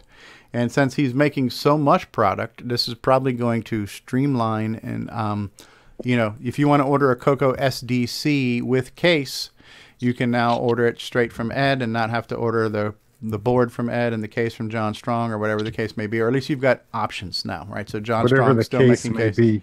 Whatever the Very good. Hey, Ron's on fire today. Yep. So he's got a CoCo SDC case there. It's here we can see his actual 3D printer. That looks pretty good, huh? So this must be the top-down view looking into it. And yeah, it's kind of neat. I don't know. I always think the whole idea of 3D printing takes me back to the days of going to the zoo and having the wax pressing of the gorilla come out of the machine, where these two things come together and the wax gets pushed in and it pops it down.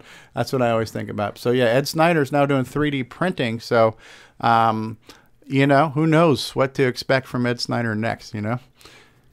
Which is the zipsterzone.com, right? ZIPPSTER zone.com. We're expecting an actual CoCo 4. Yeah. Chad's asking, where's the any key? Can engrave that on the space bar. Any. Yeah, right? you do that for extra. Right. So, you know, with that 3D printer, at one time I thought it would be cool to build a CNC machine and just use... because you can get blocks of plastic and wood and stuff like that. And I thought it'd be cool to do the reverse. Instead of you build up the plastic, you just use the CNC to remove it to build your products that you want.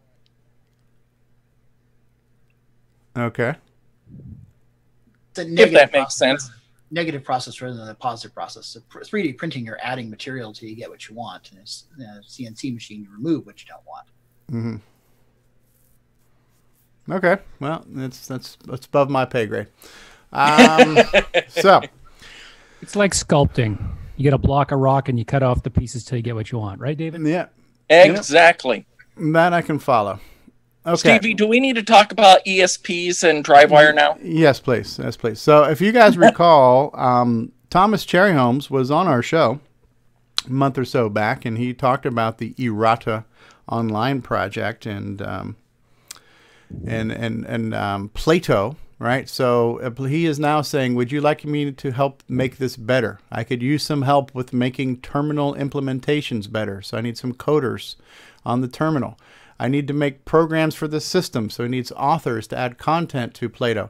Discovering the darkest corners of the system, some archaeologists and historians, and website maintenance, updating release information for the terminals, and etc. Writing guides to connect your vintage computers to Errata Online, telling people about the system, administering the system, and if you would like to help in any of these areas, please contact Thomas Cherryholmes. He does post, and they're making a lot of progress in getting a lot more terminals for a lot more systems. So they're getting some 16-bit support on the Atari ST and Amiga area. They're getting higher resolution graphics to support. There's some MS-DOS based terminal support. And so you can see here that VGA resolution 640 by 480 by 16 color looks really nice here. This Apple logo looks really super smooth even at VGA resolution. So yeah, Errata Online in the Plato system, just taking that further. And if you think about it, this is really kind of like the Holy Grail. If you want to have retro connectivity cross platforms, the infrastructure is in place and the protocols are out there, and all we need is a few terminals, and we could have cross-platform games and message boards and forums and all kinds of stuff. You can sit here and talk trash to your Apple friends through your CoCo online. And this is like the old days of bulletin boards. So I'm glad to see this is still going on. And what he's asking for is really what I would like to have more of here too for CoCoTALK. He's asking for like a street team. He wants different people to take different pieces of this and go out and spread the gospel. You know, help me with this. I'm just crowdsourcing different things. And so we kind of unofficially get that without asking, and sometimes we ask for it too. But yeah, I would love to have the same level of stuff going on for CoCoTALK. So on the one hand, we have people who create cool little commercials and segments for us, but I would love to have people share the show. Like I don't want to be that guy that shares out links to this on all the groups, because I've already gotten my hand slapped and I've hurt people's feelings apparently and stuff like that. So I'm very cautious about sharing and spamming, but I would love for the people who watch this show to spread the word, you know, and share it out on whatever. If you're on a forum, or if you're on a news group, or if you're in other retro groups that you think might like the show, I would love for other people to share that out and help us expand our universe as well. So I think that's what he's asking for, and I'm all in favor of that. So for those of you who like this project, help him out, right? You want to add to that, Mark Overholzer? Well, I haven't spent much time on Irata recently, but I've been trying to focus on other things. But yeah, I mean, it's going to be like, like CompuServe and Delphi was back in the day, except, well, it's free. You already have an internet connection. So, there's terminals for all the basic platforms now. Help shake out the bugs, make suggestions, maybe even help code. And then you can start developing programs on Irata and bring the community together, all the communities. Yeah. Yeah, instead of tearing them apart. All right. So that's cool. And so I'm glad to see a lot of progress has been making. Now, this is somewhat of a CoCo project, right? But Sockmaster, who made Donkey Kong for the CoCo and Donkey Kong Remix and stuff, and he made a holiday remix last year around the holiday times. There's now a Donkey Kong Remix spooky one. Now, I'm pretty sure this only runs in MAME. I think this is emulating the arcade hardware, so I don't think he's made necessarily a CoCo 3 version of it. But so you can go to DonkeyKongForum.com and you'll find links to get Donkey Kong Remix and Donkey Kong Spooky Remix. And apparently there's a tournament for high scores where you can submit your score and possibly win a prize, the whole 9 yards, as long as your name is not Billy Mitchell. I think you're eligible for this one. So so check that out. And by the way, everything I've showed you so far, there are links to all of this in the description of this video, which means I will also get copy and pasted over to the podcast version of the show.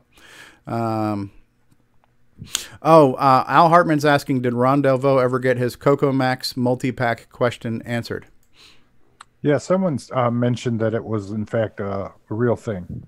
But this address thing that doesn't work with the new updated multi-pack. Okay. Mm-hmm. There you go. So it's a thing. And now you can see here by the little red progress bar, this is exactly how far I've gotten into Paul Fiscarelli's video. I'm 19 minutes and 26 seconds into the 32-minute video of his Long Branch Never. So I've been following his video step by step to create the development environment. There's also a link to this here too. So make sure you check out Long Branch Never on YouTube, and episode 1 is setting up your environment. I am almost there. So my plan was always to start my own little series on learning assembly and going through and making short videos as I learn it too. So this was a necessary step for me to be able to do that. I like the idea of us all being on the same page, where whatever Paul's using for his series is already been established and it's already been explained. We're going to use this for the Steve Bjork series. I'm going to use it for the Stevie Stroh series. So look for lots more assembly-based content in the near future, and we're going to be basing it off of the Notepad++ editor and LW tools and Toolshed and a few things like that. So good stuff, good stuff. So I'm almost there. I'm looking forward to being able to write assembly code and assembling it and seeing it work in the very, very near future. So thanks for Paul for getting that started for us. This was my TorMod download of the LW tools. Okay. And then I came across this too. Here's a link to this in the description here too. But I was actually, and this is what I do sometimes. I like to test Google keywords and on how to find things. So when I post videos on YouTube, there's a lot of science that goes into making sure you can be discovered with your keyword searches. And like when I first started doing a search for CoCoTALK, when we first started the show, the only thing I got was Ice-T and CoCo. Like Ice-T, the rapper, and his wife was named CoCo, and they used to have a talk show. That's all we ever saw. Nowadays, when you search for CoCoTALK, 9 out of 10 of the results are going to come up are going to be our show. But every now and then, I like to just test the waters on search engine optimizations, keywords, stuff like that. So I came across this show here, and I'm not familiar with them yet, but I'm interested in these guys now. So this is the Amigos Retro Gaming. And this is two guys that apparently do a show. And this show was actually called CoCoTALK because the guy grabbed himself a CoCo 2 and was talking about it. And so I actually wrote them a little note and I said, hey man, I'd love to have you guys come on the show sometime if you want to talk about your CoCo experiences and hear from people of the community. So maybe we'll get these guys on. Now, I've already been butt hurt by YouTube in the past for playing videos and having copyright bots get me. So I'm pretty sure these guys are not owned by an evil corporation, and I probably wouldn't get a copyright flag, but just to be safe, I'm not going to play it. But needless to say, they have a CoCo 2. The only cartridge that came with it was Color File. So he bought this. He bought this at like a pawn shop type place, and it was sitting in the corner. And he got the game. He got this with the cartridge Color File. And I think that's kind of funny for your only one cartridge you own to be Color File. It's almost like it's not a game. No. So yeah, there'll be a link to this video here. So you guys might want to check out these guys. I always love to see when somebody else discovers the CoCo, just to hear someone else's take on a machine, especially if they're not an expert in it, but just to hear an outside perspective on the machine.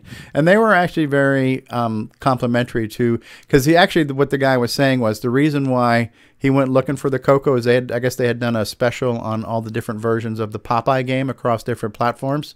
And they spoke very highly of Sailor Man for the CoCo. And he was really commenting on all the funny things about how it was a clone and how it was called not spinach, but it was called collard greens, but there was an S on the can of collard greens and all that kind of stuff. So, so yeah, check out the Amigos, just, talking about a CoCo 2 for a little bit there. And so there will be a link to that in this, and maybe we can get some of these guys on a future CoCoTALK show. Hey,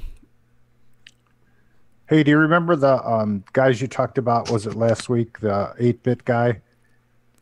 Yeah, I watched him do a Retrobyte show about different ways to retrowrite, and one of them was to use he had a little machine that made gas come out. What do they call it? I call that my butt. No, ozone. Ozone. Okay. He put a piece in a bag, and he let the ozone go in there, and then he sealed it, or he let it run. I forget, but he put it in the sun, and that worked as well as retrowrite. But what's neat about that is you didn't need to immerse everything in liquid. Okay. Whatever the sun did, it would make it nice and bright. It was a great show. If you get a chance, check it out. Okay. Now, last but not least that I have here, unless you guys have something else to talk about, but this was brought up in Discord as something to mention, but the CMOC compiler has been updated recently. And one of the things that's been recently added to it is a library that would let you generate music in the CMOC by replicating the basic play command. So if you're used to the note syntax of the basic play command, which was literally, writing out the letters A, B, C, D, E, F, G, and just changing your octaves and tempos and stuff. So they've added a library for that. So when you look through here, and if you look at some of the libraries that they have here, there's actually a decent amount of content. So if you're familiar with C, now we've been talking about this recently. We'd like to see more software. We want to see more programs for the CoCo, and we're working here in our little circles to promote assembly development. But if you know the C language, or you're interested in writing something that's better than BASIC and not quite assembly, C might be an option. It's going to still run faster than BASIC. It will still compile down. But there's a lot of different libraries here. So there's a graphics library that offers BASIC's line, draw, and paint commands. I believe the B sound might be the one that adds the BASIC's play command. There's a card game derived from Crazy H. So there's actually a sample program here that you could load up. So there's a couple of different card games where you could load up a playable game in the CMOC compiler, look at the source code, and maybe learn how to, here's Michael Furman's DW term, the drive wire term. There's some stuff from Jamie Cho. His name comes up a bit. If you guys recall from CoCo Fest, Jamie Cho gave that presentation on Dino Sprite, right? Mm-hmm. And so there's links to some different things. There's a high-res text routine on here. And so again, I don't understand C yet, but I have a book on it, and my goal is first to learn assembly before I learn anything else. But anyways, there's a link to this too in the description of this. So CMOC, if you're looking to write software for the CoCo and you know C, or maybe C might be a low learning curve to learn as far as the language goes, it might be a little bit easier to learn than assembly. This might be another option for you as far as having a development environment that can create software for the CoCo that will run faster than just normal RS basic runs. So how was that for news, guys? Is that good for 1 week? That's good. All right, what is James Jones says, do note that CMOC is C-like. It doesn't meet the C standards as far as what ANSI C are saying. Again, that's now you're getting into above my pay grade. I don't know anything about C right now. I know it's a well-known popular language, and I know there's a million versions of it. But yeah, it has always been said that CMOC is a C-like compiler where it's not fully C, but it's good enough, and it's on the CoCo. And it's a cross compiler thing, so you run it on a modern system, whole 9 yards. Yeah. So there we have it.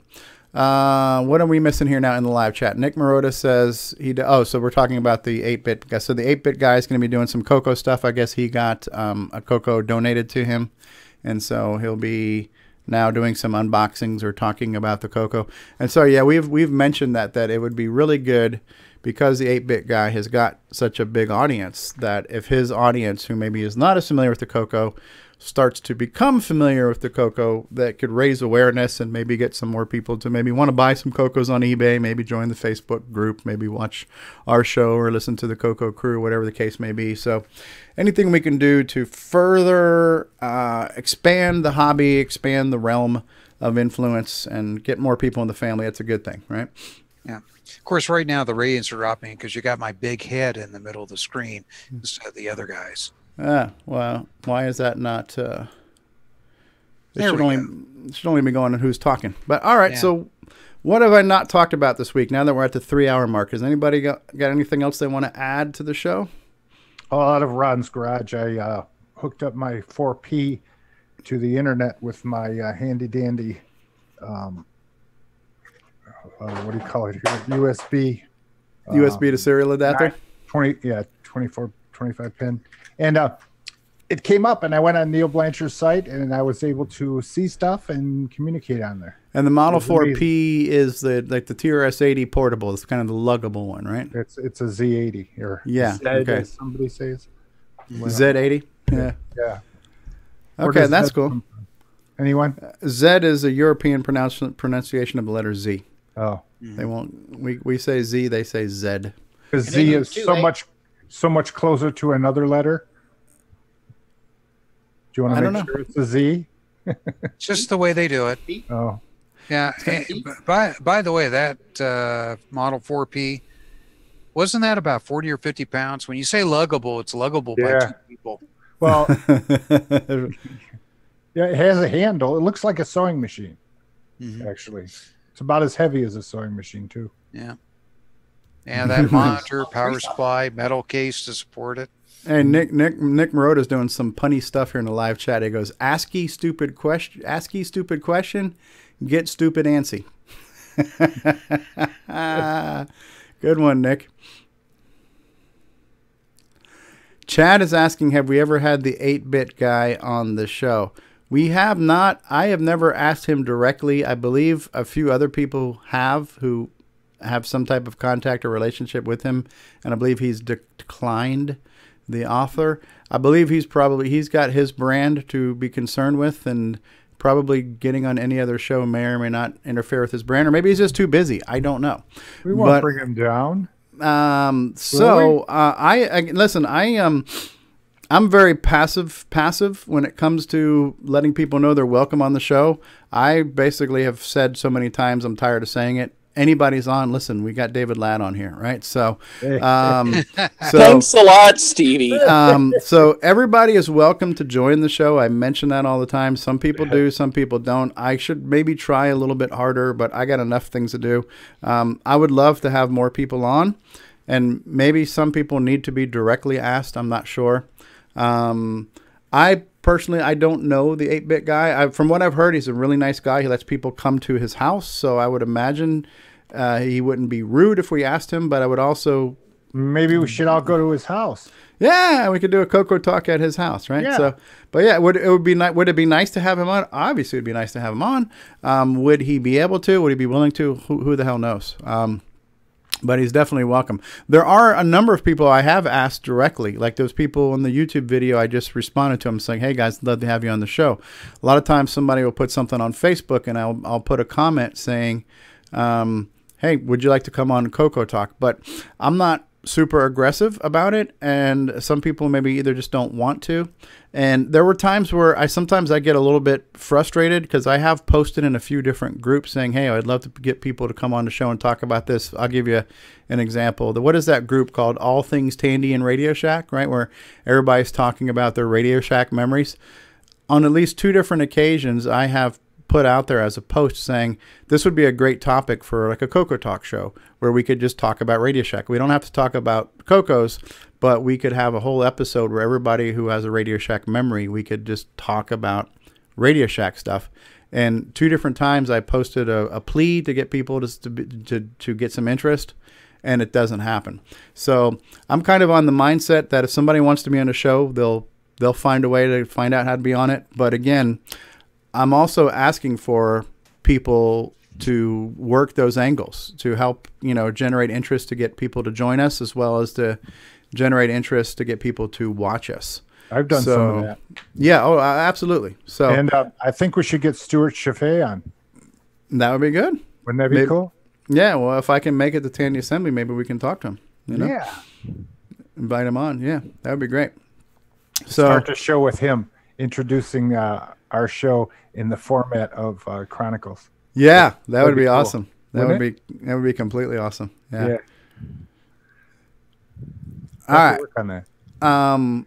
So what else? Have we missed anything? Are we good? Grant Leighty's just joined us. It's Greg. What's going on, Greg? Hello, everybody. I just got home from work. I thought today is the day you were going to host, so I didn't have to rage quit. No. We decided to let you rage quit. But apparently you survived because you're still here. Yeah, you wanted me to rage quit. Is that what happened? Exactly. You set me up for failure. I'm sorry to disappoint you. So, well, the ratings are doing well, so you didn't disappoint everybody. Yeah. Have you shown us how many people have hit? In that little chart you put up usually. Oh yeah, I looked at it. We're just shy of 13,000 downloads on the audio podcast. And again, this is kind of my. I don't promote the podcast version of the show at all. Like I don't post it in groups because I only post when we go live. I'll post an invitation to join the live show.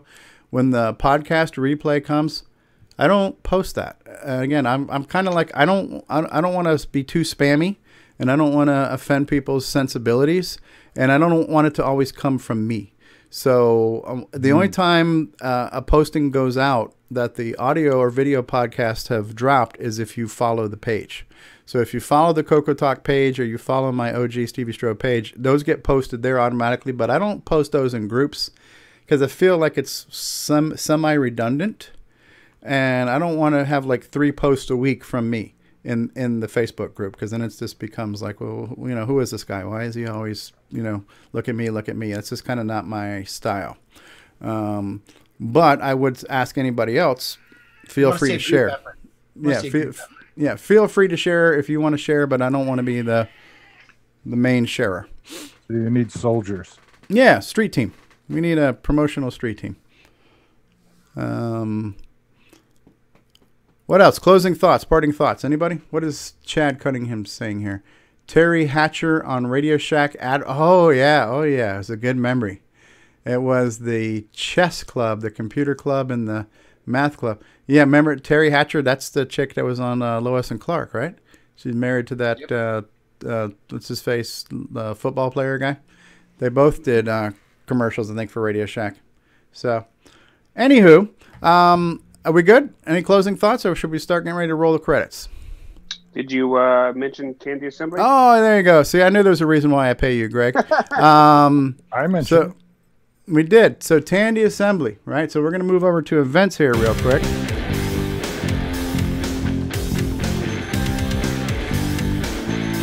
Thank you, Greg Leighty. All right, so Tandy Assembly, as you know, it's still scheduled for November 10th and 11th in Springfield, Ohio. The website is tandyassembly.com. Registration is $10 per attendee. 12 and under are free. All proceeds go to the cost of running the event. And call for speakers. They're still looking for speakers. Right now, as we know, as we've mentioned, our headline speaker, our keynote speaker is Stuart Chaffee of the Computer Chronicles. And right now, as of exhibitors, we've got Ian Maverick, we've got Peter Satinsky, Brendan Donaghy's going to be here, CoCo Man will be here, our very own CoCo Man, Boyson Tech will be there, Randy Kindig, Eric Canales, potential future president of the Glenside Color Computer Club. Henry Reitveld's going to be showing off a Tandy Vision, which is Tandy's clone of the Intellivision. Ken Edwards is going to be showing off Tandys and TRS-80s. Retro Innovations. Jim Brain will be there. Cloud9. All kinds of people will be exhibiting there. This exhibitor schedule has definitely beefed up there a little bit. Still have some to be determined speakers and presentations, but looking good. Courtyard Marriott, Springfield, and downtown Springfield, Ohio. I like it. Good call there, Greg. And did you remind everybody to vote for the officers? For Oh, that's right. So the Glenside newsletter has information on where to go or how to do it, right? Yeah, it's CoCoList.com. CoCo List. Excuse me. I'm sorry, my bad. TandyList.com. TandyList.com. Let's take a look at that. Is that the voting site? Correct. And you have to log in with the email address you provided at the CoCo Fest last year with the password. Ah, look at this. So TandyList.com. And if you forgot your password, is there a way to reset your password? That's above my pay grade. Oh, there you go. Yes, All you right. can. It's just there. Look on the page. Okay, so for example, click here to reset your password. Okay, so TandyList.com is where you can vote for your officers for the Glenside Color Computer Club. This is important stuff. And there's a vote button right there. All right, so there you have it, TandyList.com. Thank you, Greg. You just come in at the last minute and just drop all kinds of useful information on us. And that's what we love about you.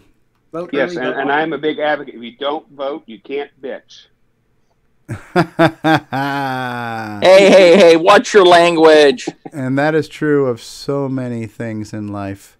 So you're a member of CoCo Fest. That means you're a member of Glenside Computer Club? That's correct. I didn't realize that. Cool.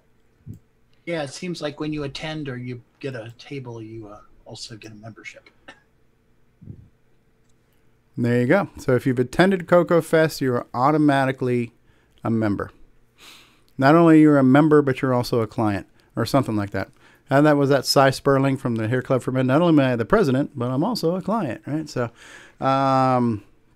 cool. All right, Grant. Well, thank you for that. What else have I missed? What else have I forgotten that Greg needs to remind me of? Anything else? It was CoCo Man's birthday this week. CoCo Man's birthday this week. Jason Reichert. Hey.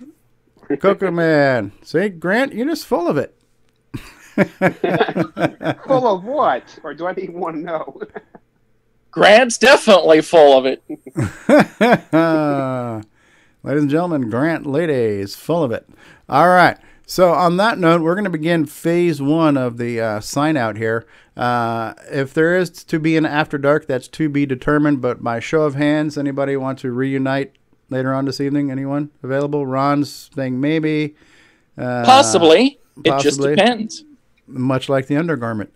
All right. So what undergarments? Adult diapers. God. All right. So David doesn't wear undergarments is what he's saying. What do we need to end the show? Stevie, that's going too far. Well, why else would you be asking? Too long. Ladies and gentlemen, David Ladd's going full commando. All right, so on that note, we're going to roll the credits. Press the button, Frank. We'll be back in just a minute. This concludes another episode of CoCoTALK, the world's leading live talk show featuring the Tandy Color Computer. For all things CoCoTALK, visit us on the web at CoCoTalk.live. We'd love to hear from you. Send feedback, suggestions, even segments via email to CoCoTalk@CoCoTalk.live. If you love the color computer like we do, then visit IMACoconut.com for all your color computer links needs. Consider supporting the show with a purchase of merchandise from our retro swag shop at 8bit256.com. If you'd like to become a patron of the show, visit the Patreon link on our site at CoCoTalk.live. CoCoTalk would not exist without the community and its cast and crew. Thanks go to Curtis Boyle, David Ladd, Mark Overholzer, Grant Leighty, Bruce Moore, Nick Marentes, Ron Delvaux, Rick Adams, Jason Reichert, Richard Lorbieski, Jim Brain, Karen Anscombe, Simon Jonason, Wayne Campbell, Steve Batson, Brian Joyce, John Strong, and Barry Nelson. Special thanks to Steve Bjork for production suggestions and Brian Joyce for our best of episodes and bonus content. Please help support the CoCo community by visiting some of its contributors. The CoCo Crew podcast at CoCoCrew.org. Glenside Color Computer Club, host of CoCo Fest at GlensideCCC.com. Jim Brain and Retro Innovations at go4retro.com. Tandy Assembly at TandyAssembly.com. Oh my God, is this about Boyson over? Technologies at BOYSONTech.com. Get your own switcheroo at cocoman.biz and Cloud9 Technologies at cloud9tech.com. CoCoTalk is hosted by Steve Strobridge, co-hosts, technical directors, segment hosts, and producers Curtis Boyle, David Ladd, Grant Leighty, Mark Overholzer, Ron Delvaux, and Jason Reichert. Production motivation, Steve Bjork. The CoCoTalk theme song is copyright 2008 by D. Bruce Moore and Greg Schalar. Mixed, mastered, and produced by D. Bruce Moore. CoCo forever, people. And let's not forget a very special thank you to Roger Taylor for getting us on the CoCo TV channel on Roku.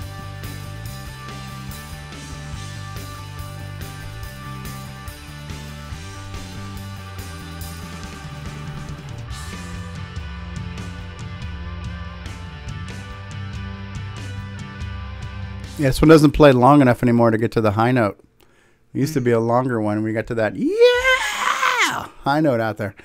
All right, so we've learned that David Ladd does not wear underpants. Anything else that we need to leave people with to give them really bad pictures in their mind that they'll never shake out of there? Stevie! We're off the air. We could say more. Oh, jeez. This is definitely almost a CoCo After Dark.